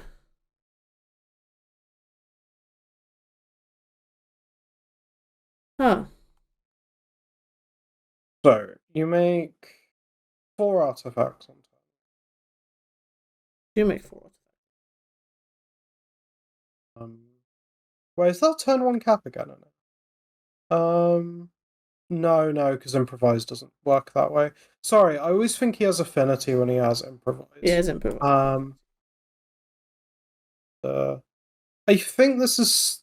Oh, God. It's so bad into Meltdown. We have forced it. Yeah. Like, an Ancient Tomb in this hand just becomes nutty. Yeah. Okay, I guess we keep. We've got, like, a draw to find something that means that we don't want to crack these baubles, otherwise we have to crack them.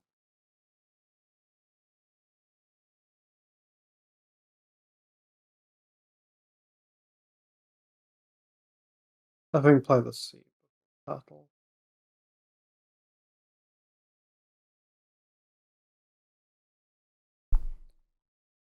Like, Wasteland is going to be pretty backbreaking, but so be it. Okay. Deal with Misty Rainforest.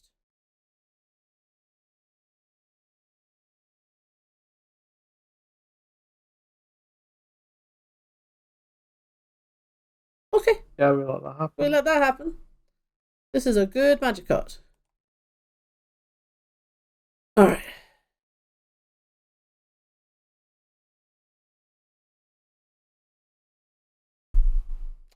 Okay. I think we have to Chalice on one. My concern is Wasteland. Yep. You just want to, like, YOLO? Like, if we get I mean, I think we have to crack our baubles this turn. Okay. So we're no longer playing towards Kappa anyway. That's fair. So we want to just slow them down. Maybe we bauble them first. See what's going on. Show us your secrets. But Chalice on one is... Pyroblast? Okay. Well... Yep. Well, Chalice on one count as a Pyroblast. Yeah. So it's like Chalice on one, they try and melt down it. We force probably pitch Kappa. Yeah. Do you want to pitch both of these little bubbles? Yeah. We need to do it before they have Bowmasters available. Murktide Regent. Okay, that tracks. Yeah, and now we just slam a... If they try and daze, I actually think we force.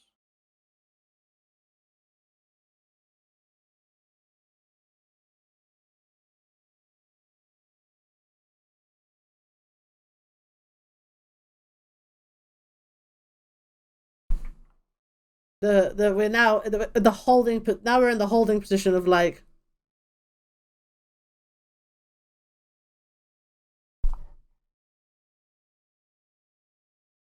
Yep, force peach Kappa. Yep. I think let that resolve first.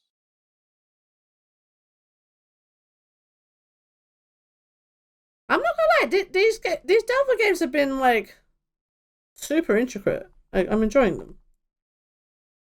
Pitch Kappa.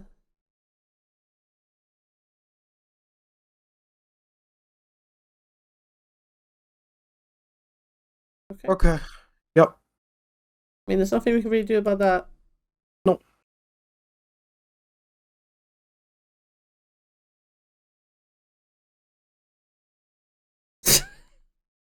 Legacy. One land, one creature. That's it. After everything's said and done. Well, we do get to draw. We do get to draw a bunch of cards. So that's good. All right. Okay. We're playing Magic over here. They do have a Pyroblast up. They've got Pyroblast up. But it's good to know.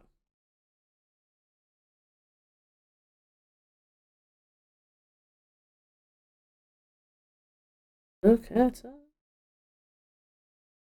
Yep. We just play it. I know City means we have like a counter spell up, but can't afford to mess around, I don't think. But we've got our game plan.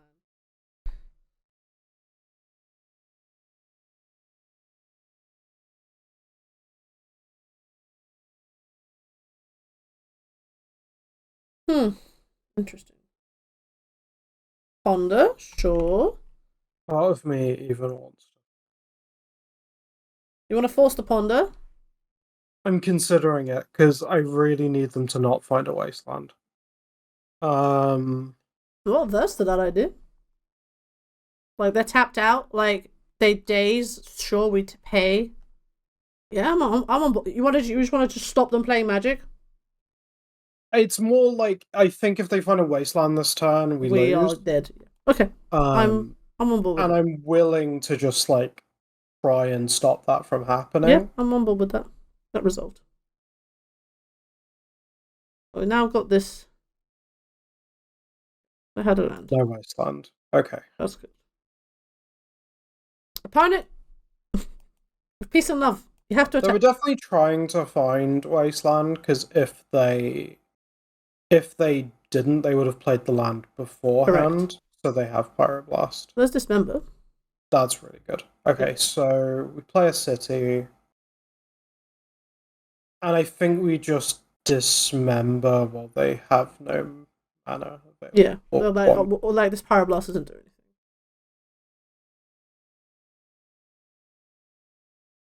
The issue, of course, is like Murktide's coming, but Murktide was always coming. Okay, and then we'll make a couple of constructs on there. Get a Shadow Spear, right?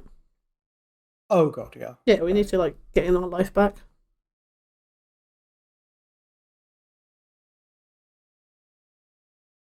Can't do anything about that one, Sarah. Wait, did they pitch a Murktide earlier? Correct. Ooh, they might not even have it. That makes Dismember even better. Which mem? I'm such a child. Yeah, it's a good one. I'm not gonna lie, sir. I am enjoying these matches. Like, I feel like all the Spidey senses are like tingling and activating. Like all the legacy stuff we've been like learning and playing, like they're all kicking in. It feels so weird to force a cantrip. Yeah. But well, they found it. Okay. Yeah, that makes sense. Yes. Make our constructor and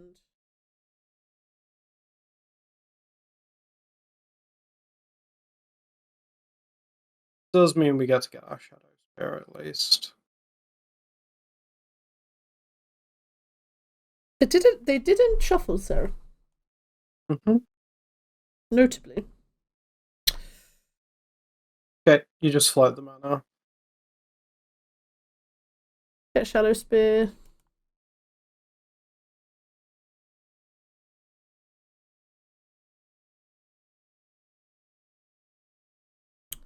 And just use this. Play the Ancient Tomb and then equip, yeah.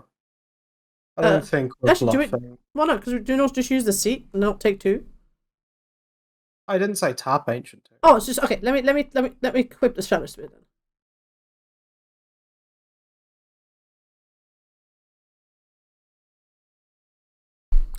We'll play the Ancient Tomb attack. Okay, there we've got a game plan. Mm-hmm. Look at our son. Our one son is going to do God's work. Part of me thought about getting Pithing Needle and naming Flooded Strand. Oh, that's actually very funny. It's usually not good, but when people disrespect you enough not to fetch in response to the Saga trigger, I always kind of want to. That makes sense. I think we'll get Molten Collapsed anyway. I think so too.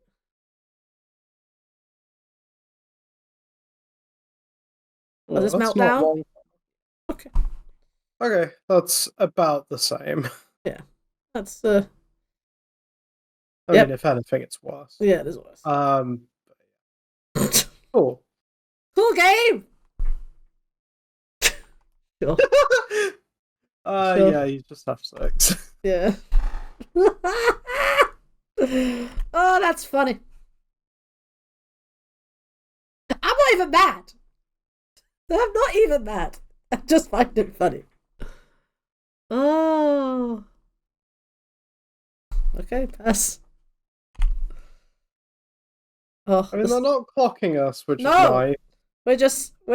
It's like our. Okay, well, let's. Oh no, I spoke too soon. Okay. Sarah, don't open your big mouth. Got it. Alright, we have got Bowman. The bow dude. The bow dudes. Alright, now Delver's in a very Delver position, which is fine. I mean, this is you know what? This is kind of contract you make when you play Legacy. Sometimes you're just going to get Delvered. You're just going to get Delvered, and it's... Unless you pick a deck that just, like, murders Delver. The thing is, I don't believe that deck exists. It's called Lands. It is called that. It is indeed called Lands. That is very true. And it does exist. It does exist. And it is a real We will deck. get to Lands, folks. Might be a while, but we will get to Lands. Okay. Is this Murktide? Okay. Now they have a clock. Look at their big sons. That's more Sarah. Look at their big sons. Big dragon. God. Big dragon. Oh, that is a big. That's a. Oh, we are very dead. Okay, so we go to 9. Okay. Do we have any outs? Negatory.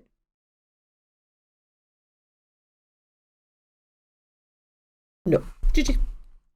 GG. We are here for round number 4. Playing against Il Livatore. And you know what? I kind of don't mind this hand. Like, okay. Like, oh, it's got some awkward sequencing. All it right, does have some awkward sequencing. Let me think. Okay. Like I mean, Chalice on 1 is often good enough. Yeah, like we'll see what opponent's doing, but like, yeah, in the blind, it's a keep. It's a keep. It's an awkward hand. But I think it has enough going for it that I think it's Blue to Delta. Blue to Delta, go. This. Okay. I still think Chalice on 1 is.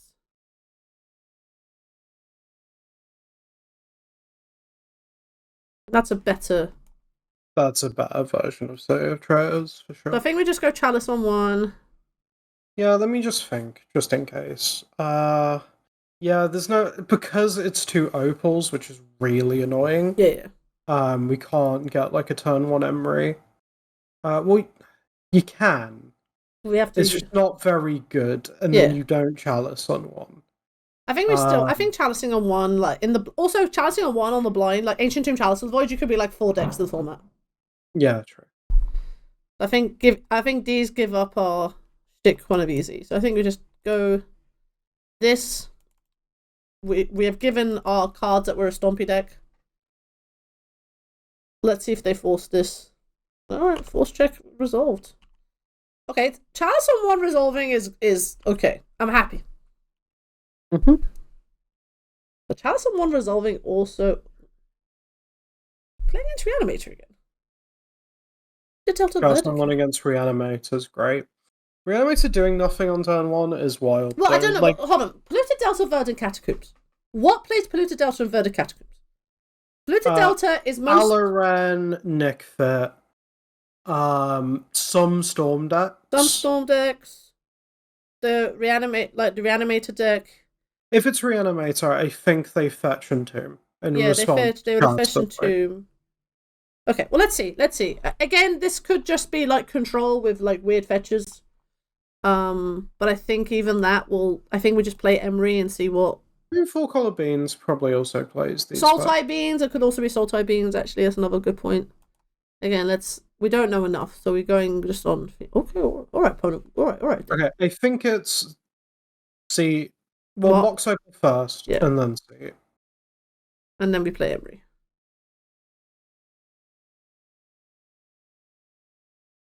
Because again, Mox Opal doesn't give it... I mean, Seat of Synod's going to give it away, but... Alright, Seat of Synod... So how much mana do we have? We have 4 mana. So we still can't do the funny Kappa... Well, maybe we can do the funny Kappa Cannoneer, because we get 5 mana, don't we? And then we can tap Chalice of the Void. 2... It's... You have to float mana to do it. So you tap Mox Opal for blue. Yep. You play another Mox Opal. Yep.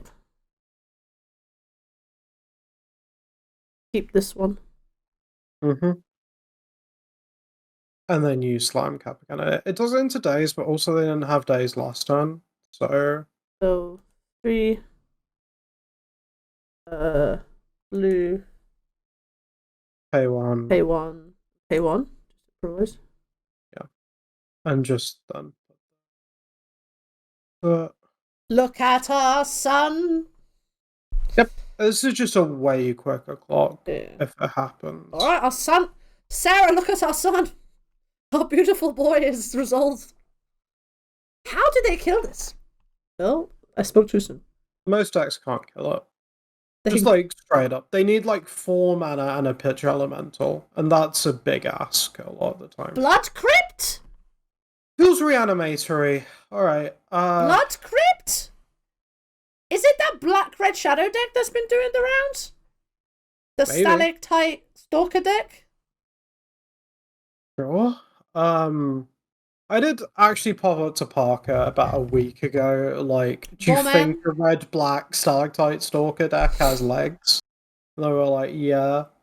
Right. I mean this is a small issue, but I think we're still fine. I think.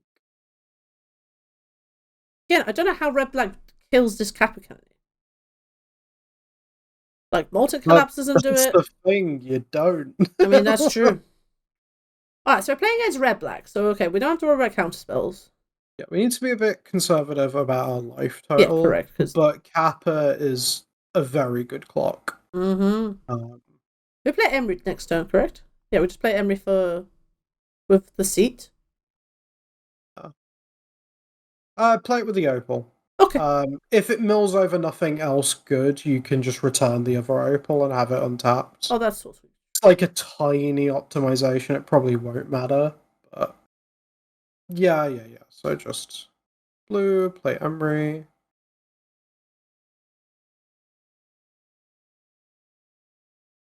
If they stop you, you play another Emry and you smile and laugh. Patchy, 2 patches. Okay. Patches. Alright, well they can block, but that's fine. We play the seat, the city. No, I think you just play Ancient. We're not planning on tapping it. No. I think next turn, do we get Patchy back? Probably. Just as a 1/1. It also means our Kappa is unblockable next turn. Yeah, Kappa grows. And there's like other things that we can hit to like grow the Patchy. I would like a bauble or something. Some bubbly. Okay, they're gonna throw an Orc Army under it. That's fine. But yeah, Bowman. Yeah, I can see why they kept Bowman around. Like, you kind of have to. Then we play this. Turns off our draw spells. It does. Well, it doesn't turn it off, but like, it just hurts. Yeah. I mean, that's kind of when Bowmasters first got printed. I just remember the 8-cast community just like lamenting everything. They were like, "What is this, Griff? Okay. You play Griff."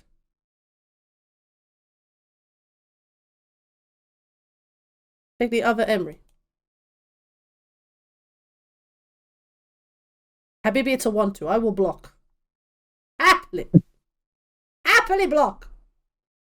Every day. Every day of the week. So, do you know what this deck reminds me of? You know how in like Pioneer and Modern, there's like the red-black deck, and like even in like Standard, it's like every format has to have the red-black deck. Yeah, it's like how quite a few years ago every format had a blue-green deck. Yeah. When Uro was in Standard. Exactly. Now they're just like, why don't we just play all the good cards? Considering. Like each color has its time in the sun. Exactly. So we have Hardcast Force. We have it even if we go City, play Patchwork. Yeah. So I think we play City. So let's play Patchwork. Yeah, so I'll play the City. Play Patchy. Use the City to play Patchy. Trigger our large sun. And then hit them with our large turtle sun. Our sweet child. Our sweet... Look, both of these are our children, Sarah. This turtle and this construct.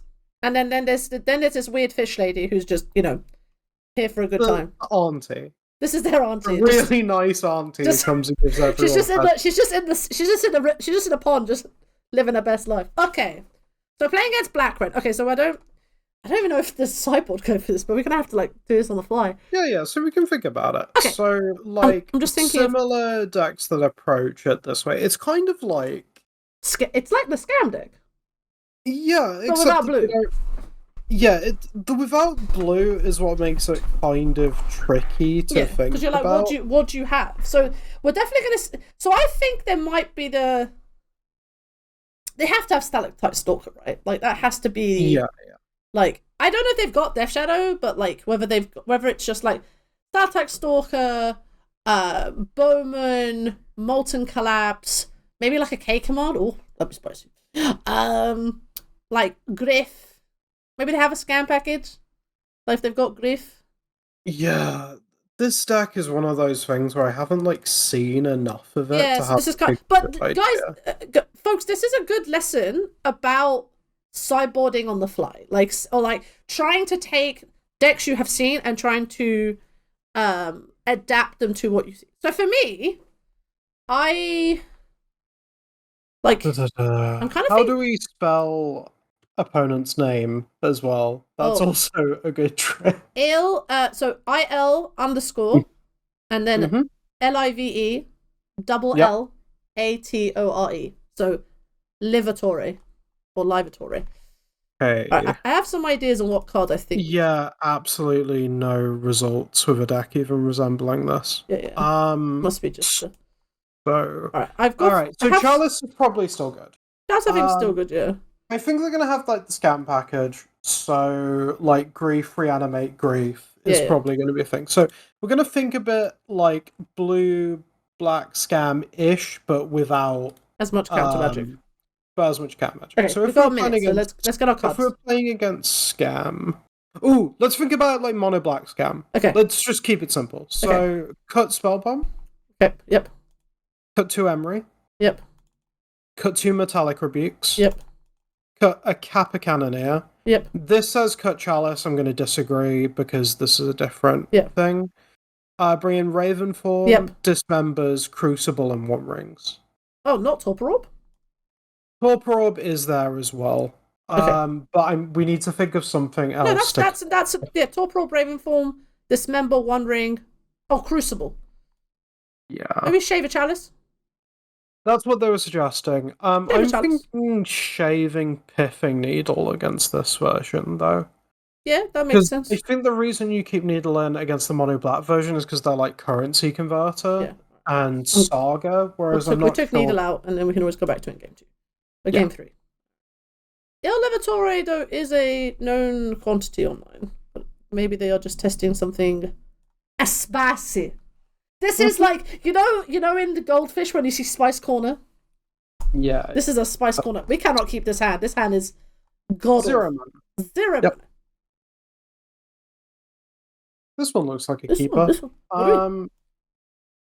You're putting a Chalice back. Correct. I think. Yeah. The sequencing's a bit weird, but we can deal. We can deal with it. Put a Chalice back. I love that. Okay, let's see what opponent does.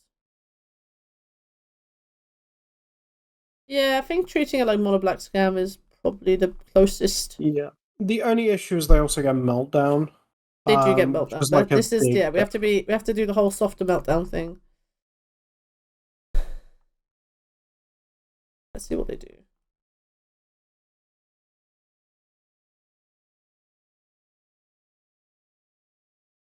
DRC. Oh. Okay, yeah, DRC Stalactite Stalker, Orcish Bowman. This is like, I was brewing this up myself. I'm glad to know other people are doing it. Talking of folks, if you've never seen this little 1/1 Menace, it's very, very good. It's extremely good. Extremely good. It's also a way they can kill Kappa Cannoneers. Yeah. Actually, no, it's got a big cost, doesn't it? Yeah, no, never mind. Okay. Right.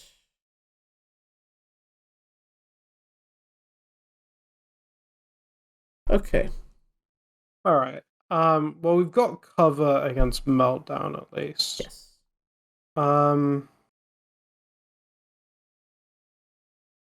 Can't challenge someone, which is really annoying. That's fine, though, I think. Do you think they play Wasteland? Oh, almost definitely. Saga,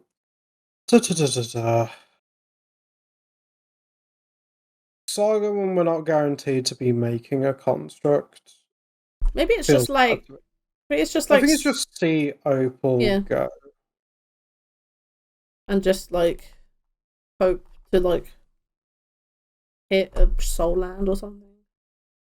Yeah, I mean, even if we don't, we've got like Urza, Saga, Chalice on one. Pretty good.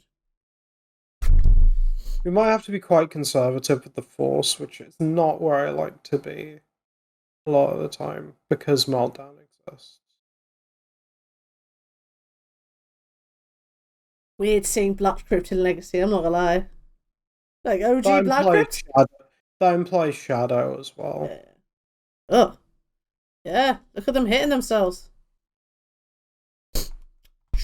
Okay. Sure. This makes possible Chalice on one like very important.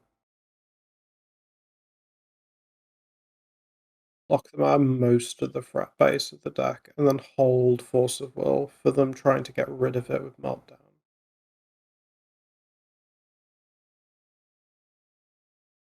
Okay. Okay, so go as a Saga. I'm just thinking about the sequence. So obviously as a Saga happens. So we've got 2 artifacts. Yep. So we can't even tap Mox over. No. Okay. So I think we just go. Yep, play Chalice on 1.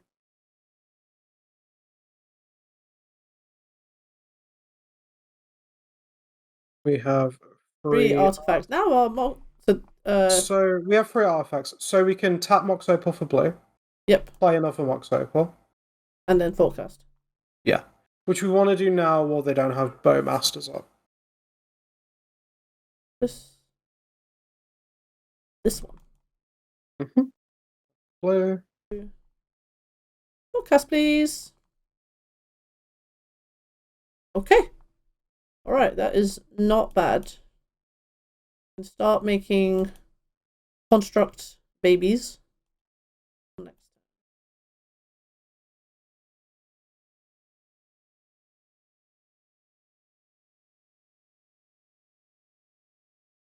Oh, they're trying to get 4 types. Okay.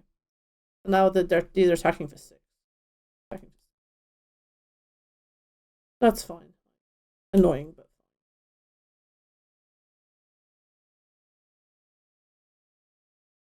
Street Wraith? Yeah, it means it's a shadow. Alright. Well, now they've got their 2 threats. We're hoping to make up for this early damage via Shadow Spear.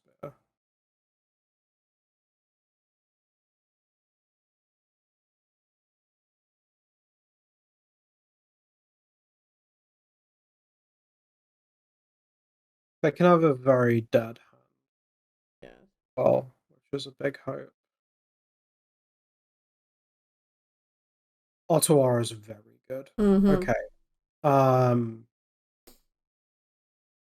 Go to 11. Okay, so they hit us for 6. Yep, we go to 7. We go to 7. Make a construct, make a construct. That puts us to 3. Only if you tap Ancient. Right. That's true. Which we might not be doing. I think I might actually want to lead with Thoughtcast here. No, yep. They've got Bowman open. They've got Bowman open. This Thoughtcast is a Force of Will. And we need it for the Force of Will fodder. Yeah, okay. I guess we're just playing Ancient Tomb and passing. We've got Ottawa to possibly buy us a turn. A future point.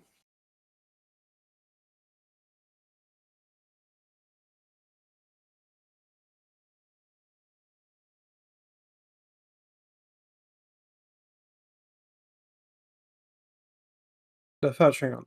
They are fetching. But why? Why, opponent, are you fetching? Brief? Force this.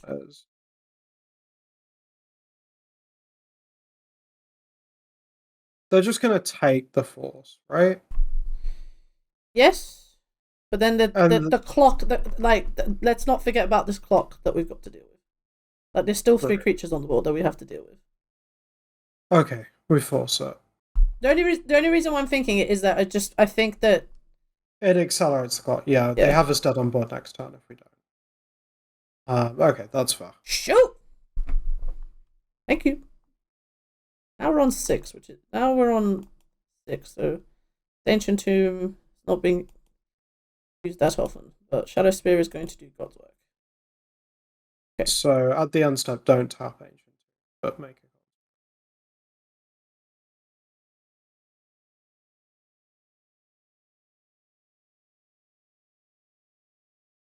We can make a construct and equip because they've tapped out. Yes. So I don't mind taking the damage this time. So what? Take damage. Yep. Make another construct down to 5/5. Mm-hmm. I mean, we're gonna hit for 6. So like 6, 7. I don't want that. Oh, we can't play Emry. We could if we played Ottawara. But we could actually, yeah, that's actually not. That could also work, but I think Ottawara is probably better in our hand right now. It depends whether we can cast it or not. Maybe getting Emry on the board because it definitely gives us more artifacts. We'll get Shadow Spear. Need to get our life total back to it. Yeah, let's equip Shadow Spear. I'm so scared of Meltdown at this point. We are very soft to Meltdown, but I think this is the world we're in. Go to 11.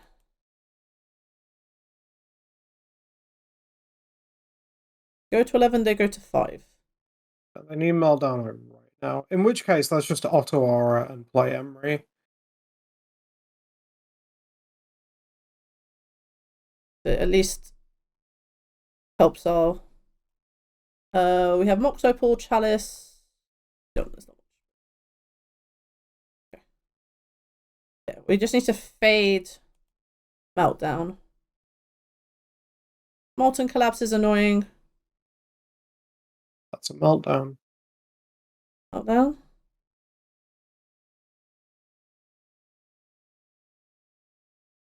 Yikes. Holy shit. Okay. Yeah. Like, okay. What are we meant to do?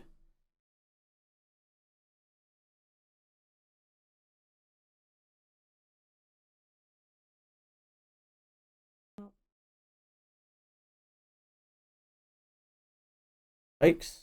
Yeah.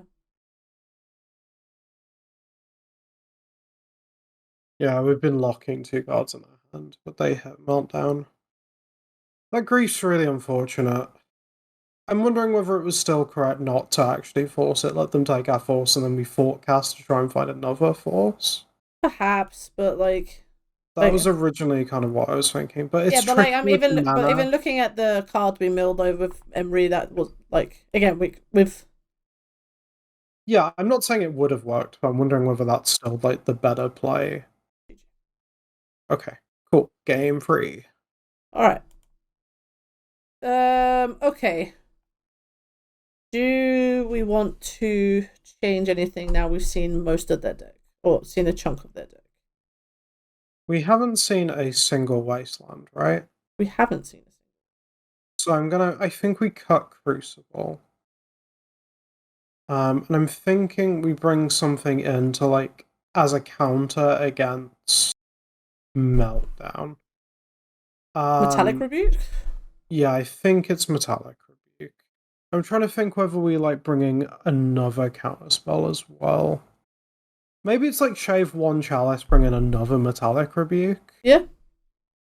Just we're trying Meltdown. Not to die to Meltdown. Yeah, that's fine. Okay.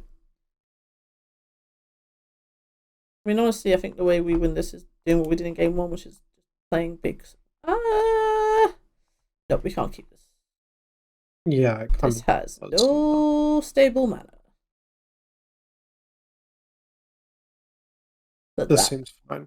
This is fine. We just put back an opal.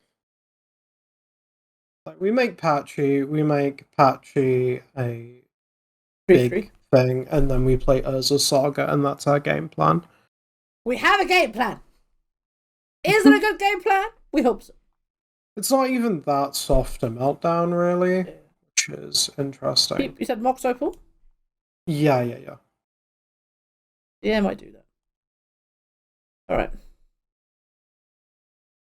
Look at our sun.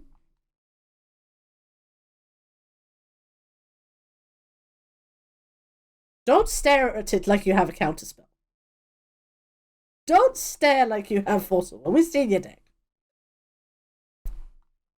Thank you, please. Oh, we're going to make Patchy massive. Yeah, which means that only Meltdown will be the thing that kills it, which means we really want to be drawing to try and, not run into it. Do you want to just dump our hand? Yeah, 100%.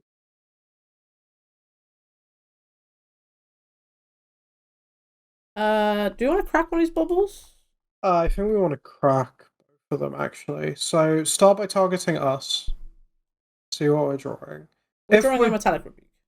Okay, so now we don't crack the other one. So now we'll have Metallic Rebuke up. Okay. We have a 4/4 on turn 1. Pass it. And now we have Metallic Rebuke for an eventual Meltdown. Is the plan. And then we have Urza Saga as a plan that allows us to leave mana up for Metallic Rebuke.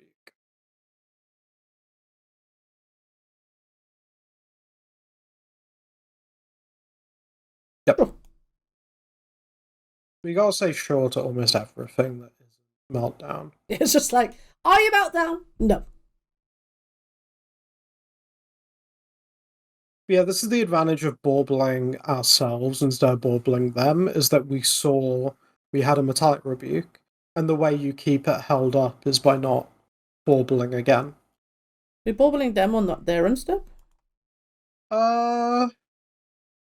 Yeah, I think so. So we just want to keep drawing more things. Just keep drawing more cards. The issue was it turning off Mox Opal. Maybe that was a mistake because it turns off Mox Opal. But either way. Lucid Delta. Doesn't tell us much. You're drawing 2 cards? No, they're drawing one. They're drawing a card, we're drawing a card. Yep. Oh, shit. So we've walked ourselves into Meltdown because we cracked. Oh, I'm so sorry. It's okay. They might not have it. Alright, play as a Saga. And then just swing. I'm so sorry, darling. It's okay. I also didn't think about it. You have to fade Meltdown for a turn. They might not go for it on 2, though, because Patchwork is a 2-mana thing, and we have an Urza Saga that hasn't made anything yet. So we do have, draws away from this.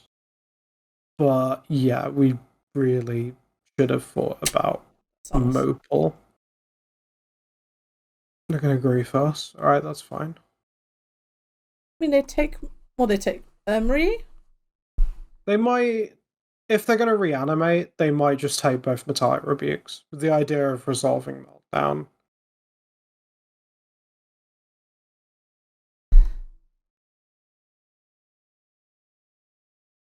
Yeah, which I think is what's happening. Okay, I mean... Yeah, the difference here, if we had the Baublers, we would be rebuking the reanimate, most likely. Yeah, perhaps. But that still leaves us weak to Meltdown. Yeah. It is, a better line, but we're still weak to the big card that we're scared of.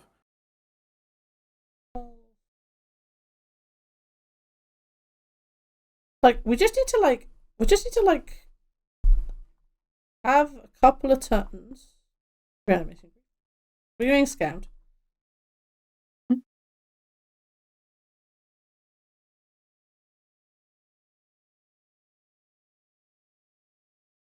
To take Metallic Rebukes.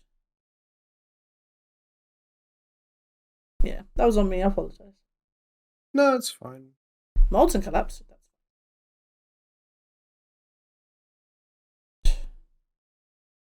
It's interesting. And what this means is, even if we'd played the line correctly, we wouldn't have protection for Grief, Scround Grief. For Meltdown, specifically. Like we would counter the reanimate, so the board state would be slightly better, but we wouldn't have drawn this Emry, and we would, would still be weak to meltdown.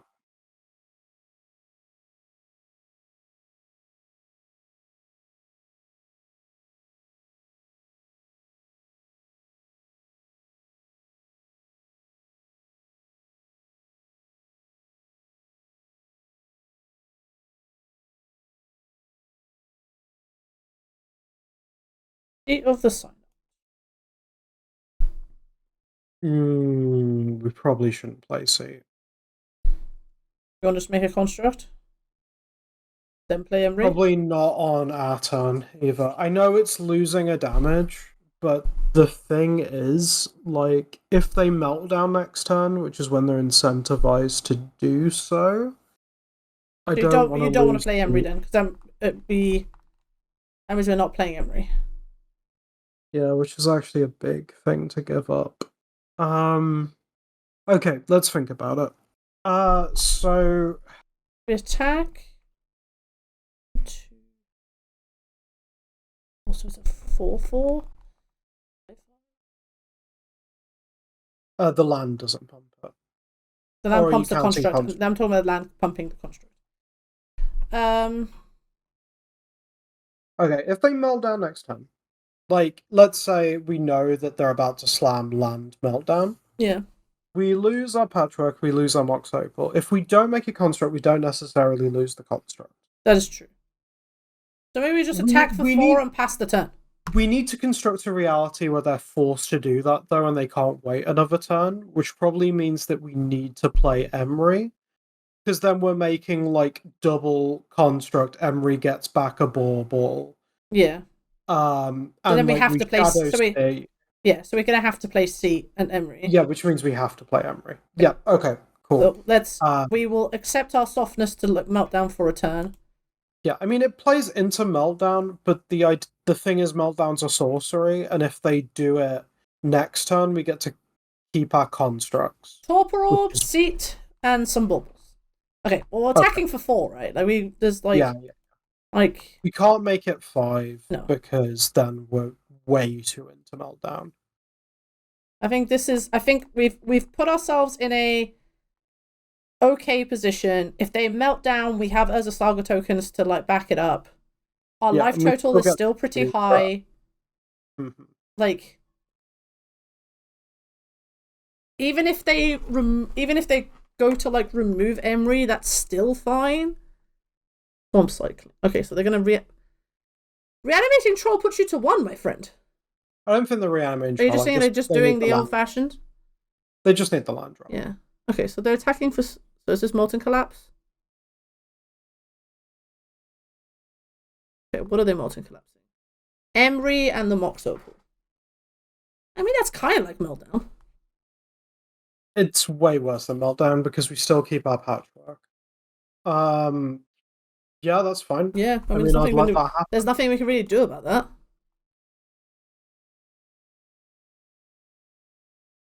So they attack for 6, we go to 11. Are they just dead? No, because they've always got a block. So if they have Meltdown next turn, this is pretty bad.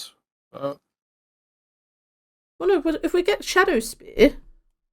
We can't equip Shadow Spear and make a construct. Unless we draw a land. Unless we draw a card. Well, let's draw... Well, let's make a construct now. Mm-hmm. Let's make a small child. I wish Patchwork got bigger from this. Look, this card is already busted. I know. Habibi, what you're asking for is too much. But we can have another son. Okay. That still plays into Meltdown. Okay, let's think. So now Shadow Spear is kind of unappealing. Is it though? Like, if we get Shadow Spear... We can get A for Spellball. No, think about it. If we don't make a construct... Okay. We tap Urza Saga, get Shadow Spear. Yep. Construct becomes a 6. right? Correct. Equip with Shadow Spear, it's a 7/7. We attack. You can even have Urza Saga get a Mox Opal so we can play the Patchwork Automaton. Well, no, we need to get Shadow Spear. Let's get. Oh yeah, we need to get Shadow Spear. Sorry. Yeah, I think we don't make a construct because we need to equip Shadow Spear this turn. And then we can always just play Patchwork as well. Well, we can't because we have to equip Shadow Spear. Oh yes, right. Let's get this Shadow Spear. Okay, and then put it on the. Which one's bigger? They're both the same size. I don't know why I was reading the size of that as bigger. I don't know. I mean, if we. Yeah. God, we're so. Dead. Well, put it on. We're putting on ward. We can put it on ward. The thing that's got ward 2. Sure. Ward doesn't matter into Meltdown, but I mean, sure, but like. If we play Patchwork, that's an extra point of damage, but it plays into Meltdown even more. Well, this means we're attacking for 9. They have to block 1. They're probably blocking this. They're blocking the non-trampler, right? That saves them more life. That does. So they take 5. If we go to 17. Yeah, they go to 1. Let's make them go to 1 so they can't fetch. Okay. I hate playing into Meltdown though so much. Well, we're here now. For some reason I thought the construct was bigger than it was. This is a big attack though. Attacking for 11. I think a land would have been great because we could have made a construct, made Shadow Spear. No, that's fine. Well, we've put our 16 goes to 1. Yep. All right. They melt down us. We need to find a way to get 1 damage in before this kills us. Yeah.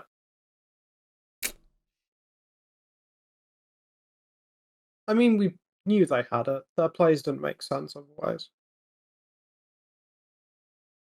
Okay.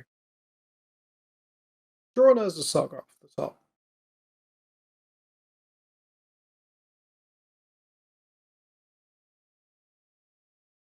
Nope. Okay. This is no, we this is what we signed up for. Like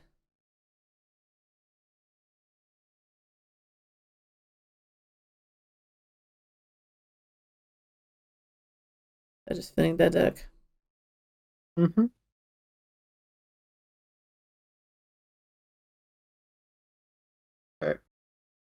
A look at the top card of the library.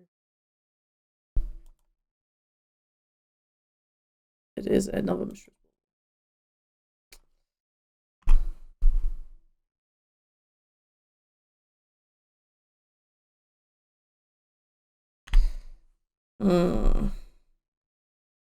Yep.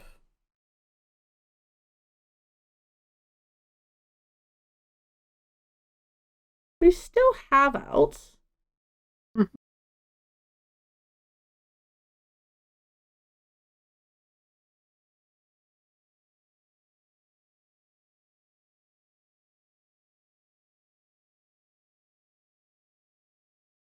Nope.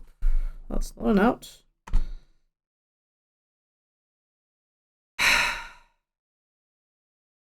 Should we have left the Patchwork back? Probably. But then there'd be a 2. I mean, I think it ends up similar. But yeah, probably.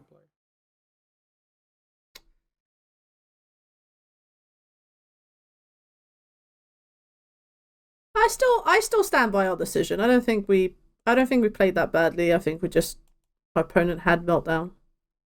Yeah, we died. Yeah, well, we knew they had Meltdown as the thing. How did we know how did we actually know they had Meltdown? Like, because of the way they played? They took both Metallic Rebukes with the Grief. I mean, there's no way they do that over Emry if they're not planning on meltdowning us. That's fair. Like, I still think that we didn't play that game badly. Like, the only mistake we made and maybe that cost us the game was cracking the Mishra's Ball. And if that cost it cost us the game, because if we didn't do that, we counter grief, which means they don't have to block a pre-meltdown. Okay. Well, then, if that we is know a way we could have won. Okay. Which is good. All right, but if that is the mistake we made, then sure. Like, I can't. I don't want, because sometimes people get really kind of like, oh, whatever. I'm like, okay, we made a mistake on turn. What was it, 2? No, I'm pretty happy that that's the case. Yeah, because that means there was a line for us to win. Yeah, and that's something that because I definitely know some people who play this game and then be like, I don't know why we lost, and I would go, okay, if we made that mistake, if we made that mistake on like turn 2 and we're now in turn 8, sure, you learn from that and we move forward. Right. I think playing into the meltdown in the position we were in was something we just had to do, and hope that they didn't have it because we were in a bad spot. Exactly, that. Sometimes you have to go for the high risk, high reward strategy. Yeah, but the earlier thing is like a clear thing where if we'd done that correctly, the game probably goes a bit differently. Exactly. And that's good. That's like a thing. If someone picks this up, it's like always think about your Mox Opals when you're cracking. Exactly. And in that moment we didn't. All right, folks, we'll go to our final round and see how it goes. Right, everyone, final round. We're playing against Spike Chen. We are on the draw. That is okay. I'm enjoying the deck. I think we're both enjoying the deck. Sure. Can't really cast this Emry. Doesn't make blue mana, though it is a Chalice on 1. But we cannot make blue mana. It's Chalice on 1 with backup. It has 1 redraw. We're on the draw already. It's got Force. I think this is like a terrible keep. You know what I mean? Yeah. I'm not happy about it, but we'll keep it. Yeah. Like, are there better 6s? Probably, but are you guaranteed to get one? That is also true. Is the other thing. Opponents also mulligan to 6. I actually think with that, I think we keep. Yeah, I mean, if it's an opposing Stompy deck, we're gonna cry. I mean, sure. That's like the only time we're crying, I feel like. If it's like a Storm combo deck, we're laughing. We're literally laughing so hard. Alright, Pun, show us what you got. Blooded Strand. Blooded Strand. Is Delver again? Delver! No. Okay.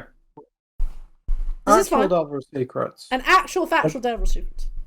Which is the worst threat in their deck, so we're glad about that as well. Don't insult Delver. Look at him. I'm insulting Delver. He's been power crapped out of the format. I mean, very true, but hot take. Okay, this hand is great. All right, cool. Just Chalice on 1. Yeah, like our blue mana will come eventually. All right. Might not even need it. We might not even need it. Force it. What do you want to pitch? The Emry. Thoughtcast can dig us out of the hole.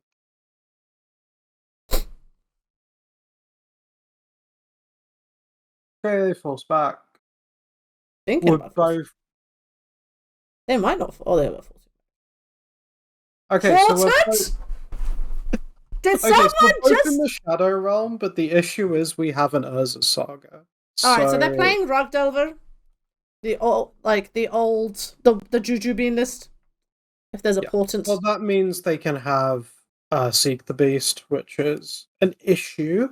It's an issue. That gets them out of it. So it's we're kind of hoping they don't have a Wasteland. And if they don't, our Urza Saga is great. Lightning Bolt, okay. It's a problem. Not that much of a problem. It's not that much of it is still a problem. Alright.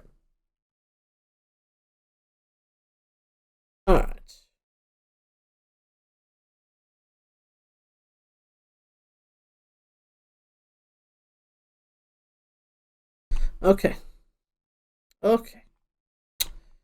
Urza Saga. I mean, I can just play Like Shadow Spear, Spellbomb, Opal. Yeah, just play our hand. Maybe. Yeah, actually, probably. Okay, start with tapping as a Saga to play Aether Spellbomb.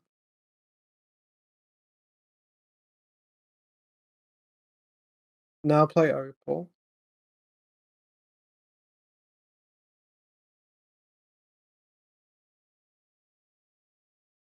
Now play Shadow Spear. Oh, you want a full cast as well? I'm thinking about it, yeah. Well, we have mana floating for days. Okay, so how much does forecast? 3. Yeah, 2. I mean, yeah, we just do it, I think. So, hey. Not doing that. Oh, no, sorry. The other thing is like holding up Aether Spellbomb, but I would rather use Spellbomb on a Murktide than a Delver. Yeah. I mean, we can do it if we have to. They bolt us. Okay. Okay, we make Lotus Petal, and now we have Bounce Delver again. Okay. Yep. We'll probably actually have to Bounce Delver, annoyingly. What, like now? No, on that turn. I don't think the Juju list runs Stifle. And if they do, it's like, sure.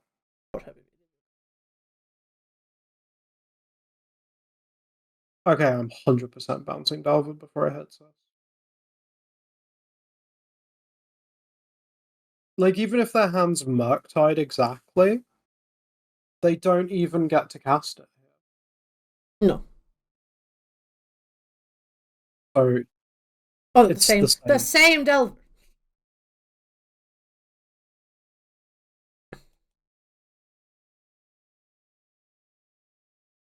Oh, this is just have everything. Okay.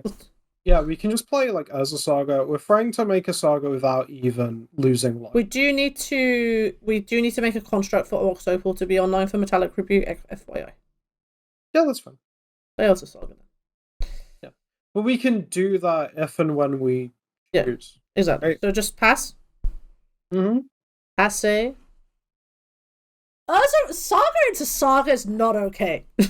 It's not. I'm putting that on record that this sequence. No. All right. Does it flip? Ponder. Should happy be. Ponderare. The attack. What are we getting with the Urza? Is it Piffing Needle? What would we name? Wasteland. Yeah, I suppose. The other options are a week. Bobbly. We can just go get a Bobbly. What's the other one that's in our deck? So there's Shadow Spear. Oh, it's Shadow Spear, Spellbomb, and Piffing Needle. So it's just like maybe get a Bauble. Yeah, redraws usually. Our opponent is considering opponent has shiny cards. Have you noticed all their cards are shiny? Like the foil treatment on Magic Online. There's like a slight sheen on it. I think we might actually have to get Petal. 4K. So that we're always holding a Metallic Rebuke in case they hit a Lotus Petal. Because there's going to be a point where... Mistress Bauble. What? No, you said hit if they hit a Lotus Petal, or we have to hit a Lotus Petal, sorry. No, sorry, Lightning Bolt. Lightning Bolt. Sorry, I misheard you. Like, if they hit a Lightning Bolt, we might have to get Lotus Petal, because if they get Lightning Bolt off the top, yeah, there will be a point where we're trying to equip Shadow Spear that we could just get bolted and die. Correct. That is very true. We need to make sure that we have Metallic Rebuke up for that. Yeah. Alright, so there's the... I got a card in hand. They chose to shuffle. So I imagine this is just bubbling us. Bubbling us. I love that. Okay. We also need to make the construct before they get to draw off Bauble for the same reason. We can do upkeep. Go to 7. Well, we need to make one on end step. Okay, so we'll do the one on end step. We'll go to 6. So we're gonna go to 4, which is importantly not 3. That is importantly the not same consideration. So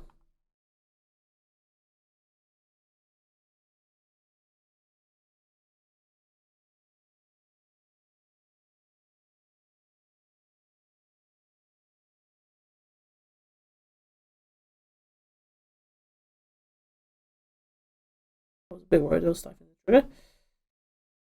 Okay. End step. Opponent.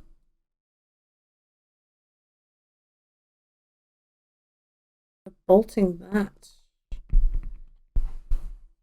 It's to try and stop us gaining life. We have to Metallic Rebuke this. But now we should just win.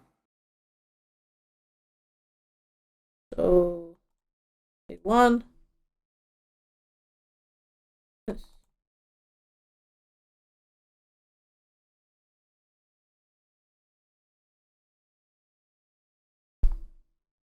Nope.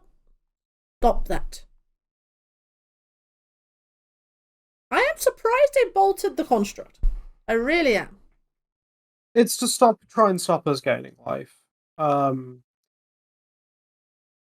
Okay. Okay, so they draw again. Yep. Okay, go to our main. And then we have to think once we know what we draw. It's Synod. I think we just float a mana off Urza Saga in this case. We can still always hold on, there's a bunch of triggers, hold on. Yeah, put that one on bottom. Okay. Let that one resolve. That one, yeah. Float a mana with that Urza Saga.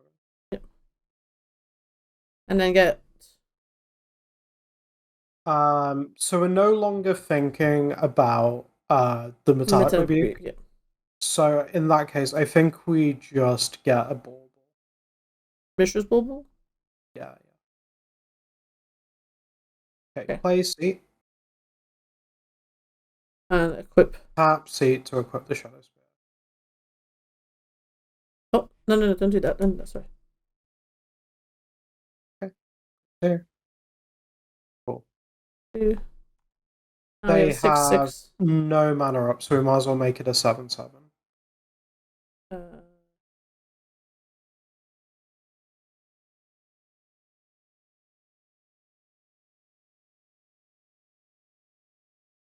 Now we attack 4th. Now they go to 11. We go to 9. Okay, and we can bauble them, so we're drawing. Because if we draw Metallic Rebuke, we'll have it up. We have Flood the Strand. So we want to see on top of that. Actually, also not bad. Cool. This as a Saga card is not okay. Yeah, and what I really like is kind of like how intricate that got about thinking around bolts that they could have. And then they had bolts. So... We just played it. Okay, so Delver, OG Delver. Yeah, we didn't see any mana that wasn't blue-red, did we? I think they're playing like Team of Delver. Or like, is like the... Like, it's basically... I imagine like Patchworks are coming out. Let me have one. So if we assume Teamer, yeah, cut 2 Mox Opal. Yes. Cut the 4 Patches. Yes. 2 Philosopher's Stone. Yep. Hull Breacher, Crucible, One Ring. Oh, take this. One Ring. That makes sense. You say Hull Breacher and just Hull Breacher? Hull Breacher, yeah, you've got it all. Yeah. Interesting you're bringing in Ravenfall, but I suppose you just don't need to kill something. Yeah. It being sorcery speed feels a bit awkward. Yeah, I think this must be for like the initiative matchup or like reanimator or something. I think it's for when people have permanents that stop you doing your thing. Yeah, that makes sense. So, like Archon of Emeria, Magus of the Moon, those kind of That things. makes sense. Okay, so we notable thing, if it is Rug, Cage stops Seek the Beast. That's more for if we see a Seek the Beast. Is it? Yes. Well, Because they you cast can't them from cast. exile. You can't because you cast them from exile. You cast the cards from exile. Yes. So Grafdigger's Cage wouldn't interact with it. Ah. Oh, maybe it isn't. It was in the side. Yeah. It was in the sideboard, honey. I will. Yeah, I need to double check that. The primer says that Grafdigger's Cage stops Seek the Beast. Is it because it's an adventure? I don't know. We cannot keep this hand. This hand has no mana. Hand has no mana. It has 1 mana, but no more mana. No more mana.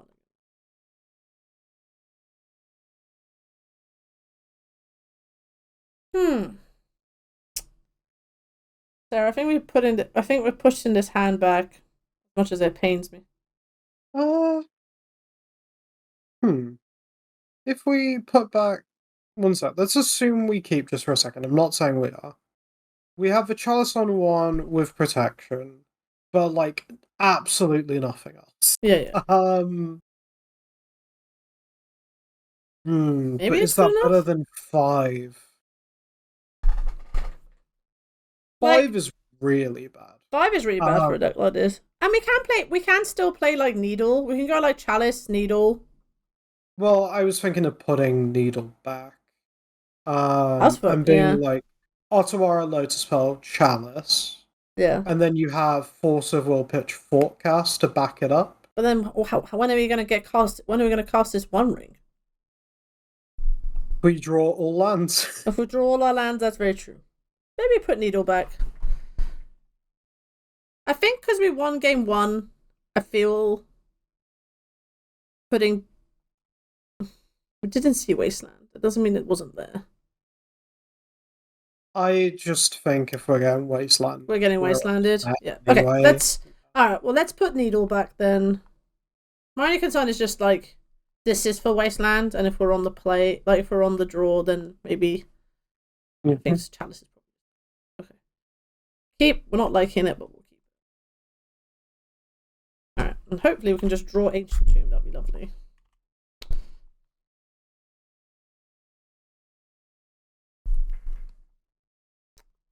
Ragdelver. I saw it. We're seeing a Tropical Island, Sarah. Playing again. We're playing Ragdelver. Team of Delver.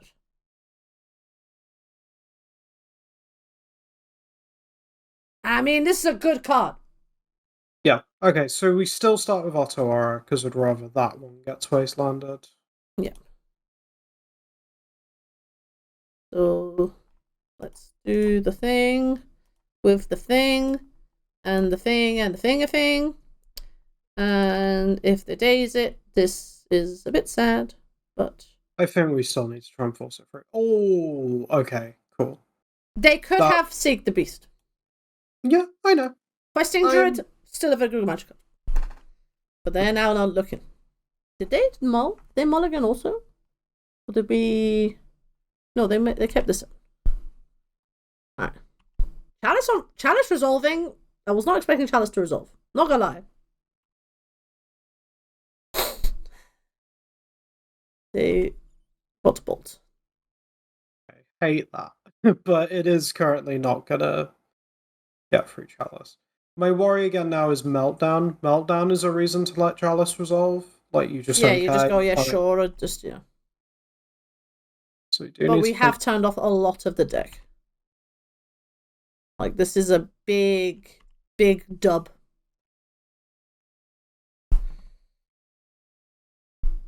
As a Saga, can we forecast? No, we can't. Can we? 1, 2, no. Yeah, and I don't think we're gonna keep baubles on the board either. No, because we want to keep drawing cards. We really need to be churning. Well, at least we don't have to Because worry now, about. if we hit like, Do you yeah, want we to need to hit bauble? land. Do you want to hit bauble now, or do you want to bauble ourselves or bauble them? Bubble them. I don't think there's any reason to bubble ourselves at the minute. Like we don't have. Okay, wasteland is coming. Okay, that's annoying. That's unfortunate. Okay. That is unfortunate. All right. Well, nothing we can do about that. Do something that shuffles your deck about right now. Oh, that's painful. Okay. Yeah. That's painful. Well, like... Yeah, like... I'm annoyed, but I'm not, like, that annoyed. Mm-hmm. Land bauble, like, just keep casting baubles. 1, 2... Oh, how much is 4? 3? We can cast it. We really need to hit a blue card off the Thoughtcast, though, to cover us from Meltdown. Yeah. Which I don't think is actually guaranteed. No. So I think it's safer to not. You just want to bauble... You just want to keep cycling baubles? Yeah. Because if we hit any mana source, then we can just cast slam One Ring.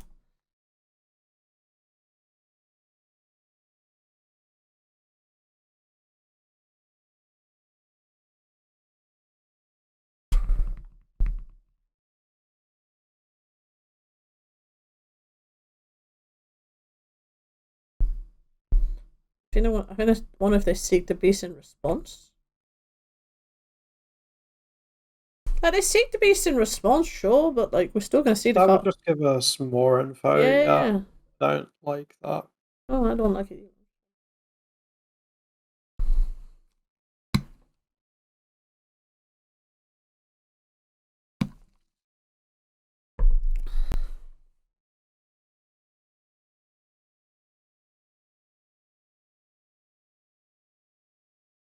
I'm just wondering why they're waiting. Maybe they've AFK'd. Look at her. Okay. Misty Rainforest. Okay, that's quite good for us, actually. Okay. Alright. Yes.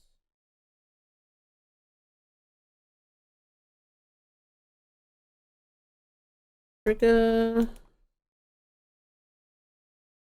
We're just going to keep drawing redraws, Sarah, until further notice. Mm-hmm. Alright. You have to stealth. Alright. I would love a mana source, please and thank you.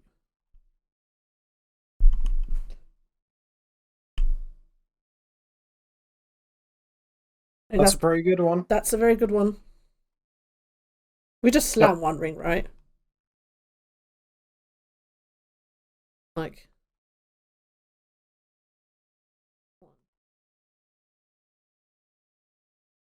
with force backup? Holy Jesus.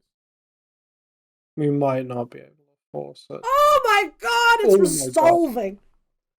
Sarah, resolved. Alright, we'll play draw a card first. Yeah. Ooh, okay. We are gaming out of our minds! Okay, yep. Bubble them. Yeah, you're not allowed to bubble yourself. yourself. Fuck. It's fine, we got cow magic. Oh, we got cow magic. Oh, yeah. Sorry. I was conscious of swearing and I realized, hang on a minute. I just drew a forcible.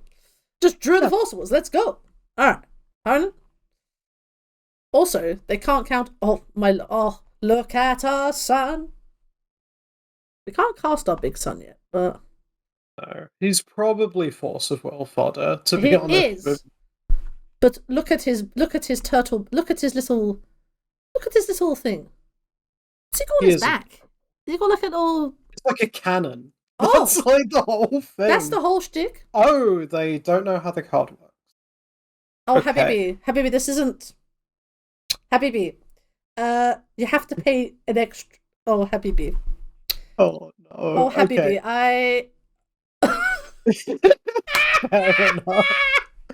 Fair enough. Oh, fair enough. Okay, folks, let us go do a debrief. Okay, you know what? this deck's great. This deck's great. I can see why people like it. It is, like, results aside, like, I think the game we played against Red Black was a good, like, lesson for us. I think the game we had against Delver, we just got Delvered, and then the Mono Red matchup was, I think, quite close. Yeah. So, yeah, like, literally, against the Red Black deck, we worked out that if we'd played correctly, there was a high chance we won. Yeah. So this was extremely close to being a 3-2 just on that alone. Yeah. And then Mono Red was close. Yeah. Didn't go our way. And then the other Delver game, like, there were chances. Like, we genuinely could have got there as well. Honestly, for me, the MVP of this entire league, this magic card, there. This is not okay. This is not okay. Folks, this card is not okay. What else did good work? I would say Kappa Cannoneer, like, I know this card's been very good. Patchwork did a lot. Like, I am surprised how quickly Patchwork Automaton grew.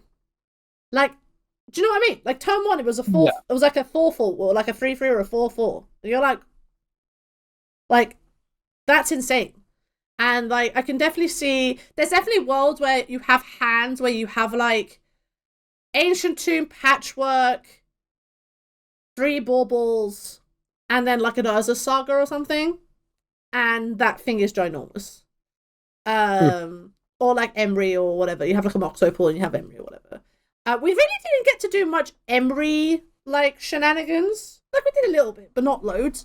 But I don't think that's what the deck is like as about. I think the only card we missed in the sideboard is probably Hydroblast. I think that's the only recommendation I would add moving forward, is to add Hydroblast back in. Maybe you don't need like we don't really play the matchups at all, but like I can definitely see maybe cutting like a Fluster, maybe even a Dismember. Yeah, even like exactly. Like, you can cut those for Hydroblast. I think if I was going to a tournament with this deck, I would definitely have 2, maybe 3 copies of it. Maybe 2. I think 3 is maybe a bit excessive, but if I was expecting playing against which tournament, like, I mean, it depends. Yeah, it depends which room you're walking to. If you're walking into a room with like Ancient Tomb decks, then yeah, I want 3. If it's just like Tundra gamers, I maybe want like 2. But yeah, deck's great. I can see there are definitely people. I remember speaking to Swifty time, and if Swifty is not picking a fan of Chalice of the Void, and I know a lot of Stompy gamers are starting to feel that Chalice is losing its like luster a little bit. What I say to those people is Chalice of the Void is still a messed up magic card. It's one of those weird things where, like, as other Stompy decks become a bigger part of the metagame, Chalice gets worse because the Chalice isn't as good into that metagame. That is very true. Like, Chalice is always this metagame call where there are certain decks that it just turns off. Yeah, and then there are other decks that literally could not care less, and you've just shocked yourself in the face and done something that doesn't matter. Like, sometimes you can play, like, in Stompy modes, you can definitely play Chalice in, like, Chalice on 0 when you've played all your stuff out on the play. Like, that can, like, occasionally get people. But you can definitely think it's good enough, but I understand why people are trimming it. Yeah. Like, I understand why people are playing 3 instead of 4 in some decks. And I think if you're mono red, you don't have the choice. You have to play 4 exactly. And I think so. Like, I know, like, Swifty, like, it's Swifty time, who's also a big proponent and like kind of done a lot of work on this archetype. I think they're playing like Masterthopterist, maybe like a couple of extra more threats, and sort of trying to jig around that. But I think that the shell of the cast, the sort of Patchwork Stompy, blue artifacts, I think it used to be like called in the olden days, has a lot of legs. I think it's a fantastic deck to get into the format with. Yes, you have to worry about Bowmasters and things like that, but I think that the way it has been built and innovated on in the last year has definitely demonstrated that it can still do really well, and you can definitely learn a lot from it. And I think it's one of the decks from playing, I think Sarah can probably agree that I think certainly for me, Sarah, I don't know if this is about you, but I never felt in any of the matches we were playing like we were out of it entirely. I think the only time we did that was maybe like game 3 against, I think we had game 2 against Delver, where they just like meltdowned us the next week, and we were like, oh, that's like the only time where there was like a small like feel bad. But other than that, I feel like, you know, a lot of it is just like us understanding the deck more and kind of getting back to it, which is a really good sign. That to me is a good sign. That for us is a, you know, that feels for us is always a good indicator that the deck is very powerful and a good introduction to playing Legacy moving forward. Also one of those decks that tries to, it really checks you for technical play. Oh, 100%. And gives good feedback on it. Like, us cracking that ball was a technical play mistake. Yeah. We got hard punished for it. 100%. And now, every single time we get to that again, our brain is going to remember what happened. Yeah, it's like the sort of recall of like, don't do that. Remember when you did that and you lost? Which I think is a much better place to be in terms of like, you know, our whole mentality of educating and like us informing you of how to play Legacy, and I think it's super duper. But yeah, 8cast great. Obviously, it's more like 4cast, but you know, as a Saga, maybe one day, we might go back to playing Fort Monitors and Thoughtcast together. But for now, Thoughtcast will do. So, fine, let's go to the wide. Thank you so much for hanging out with us today. We've had a lovely time playing 8cast. We continue our escapades.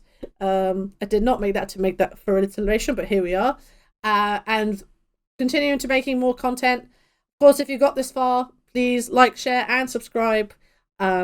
We are continuing our journey into 2024, loving playing Legacy, love playing Eternal Magic. I have also will be going to a bunch of events this year, so if you see us, feel free to come say hello. So until next time, it is a goodbye from me. It is a goodbye from Sarah. Bye. Bye.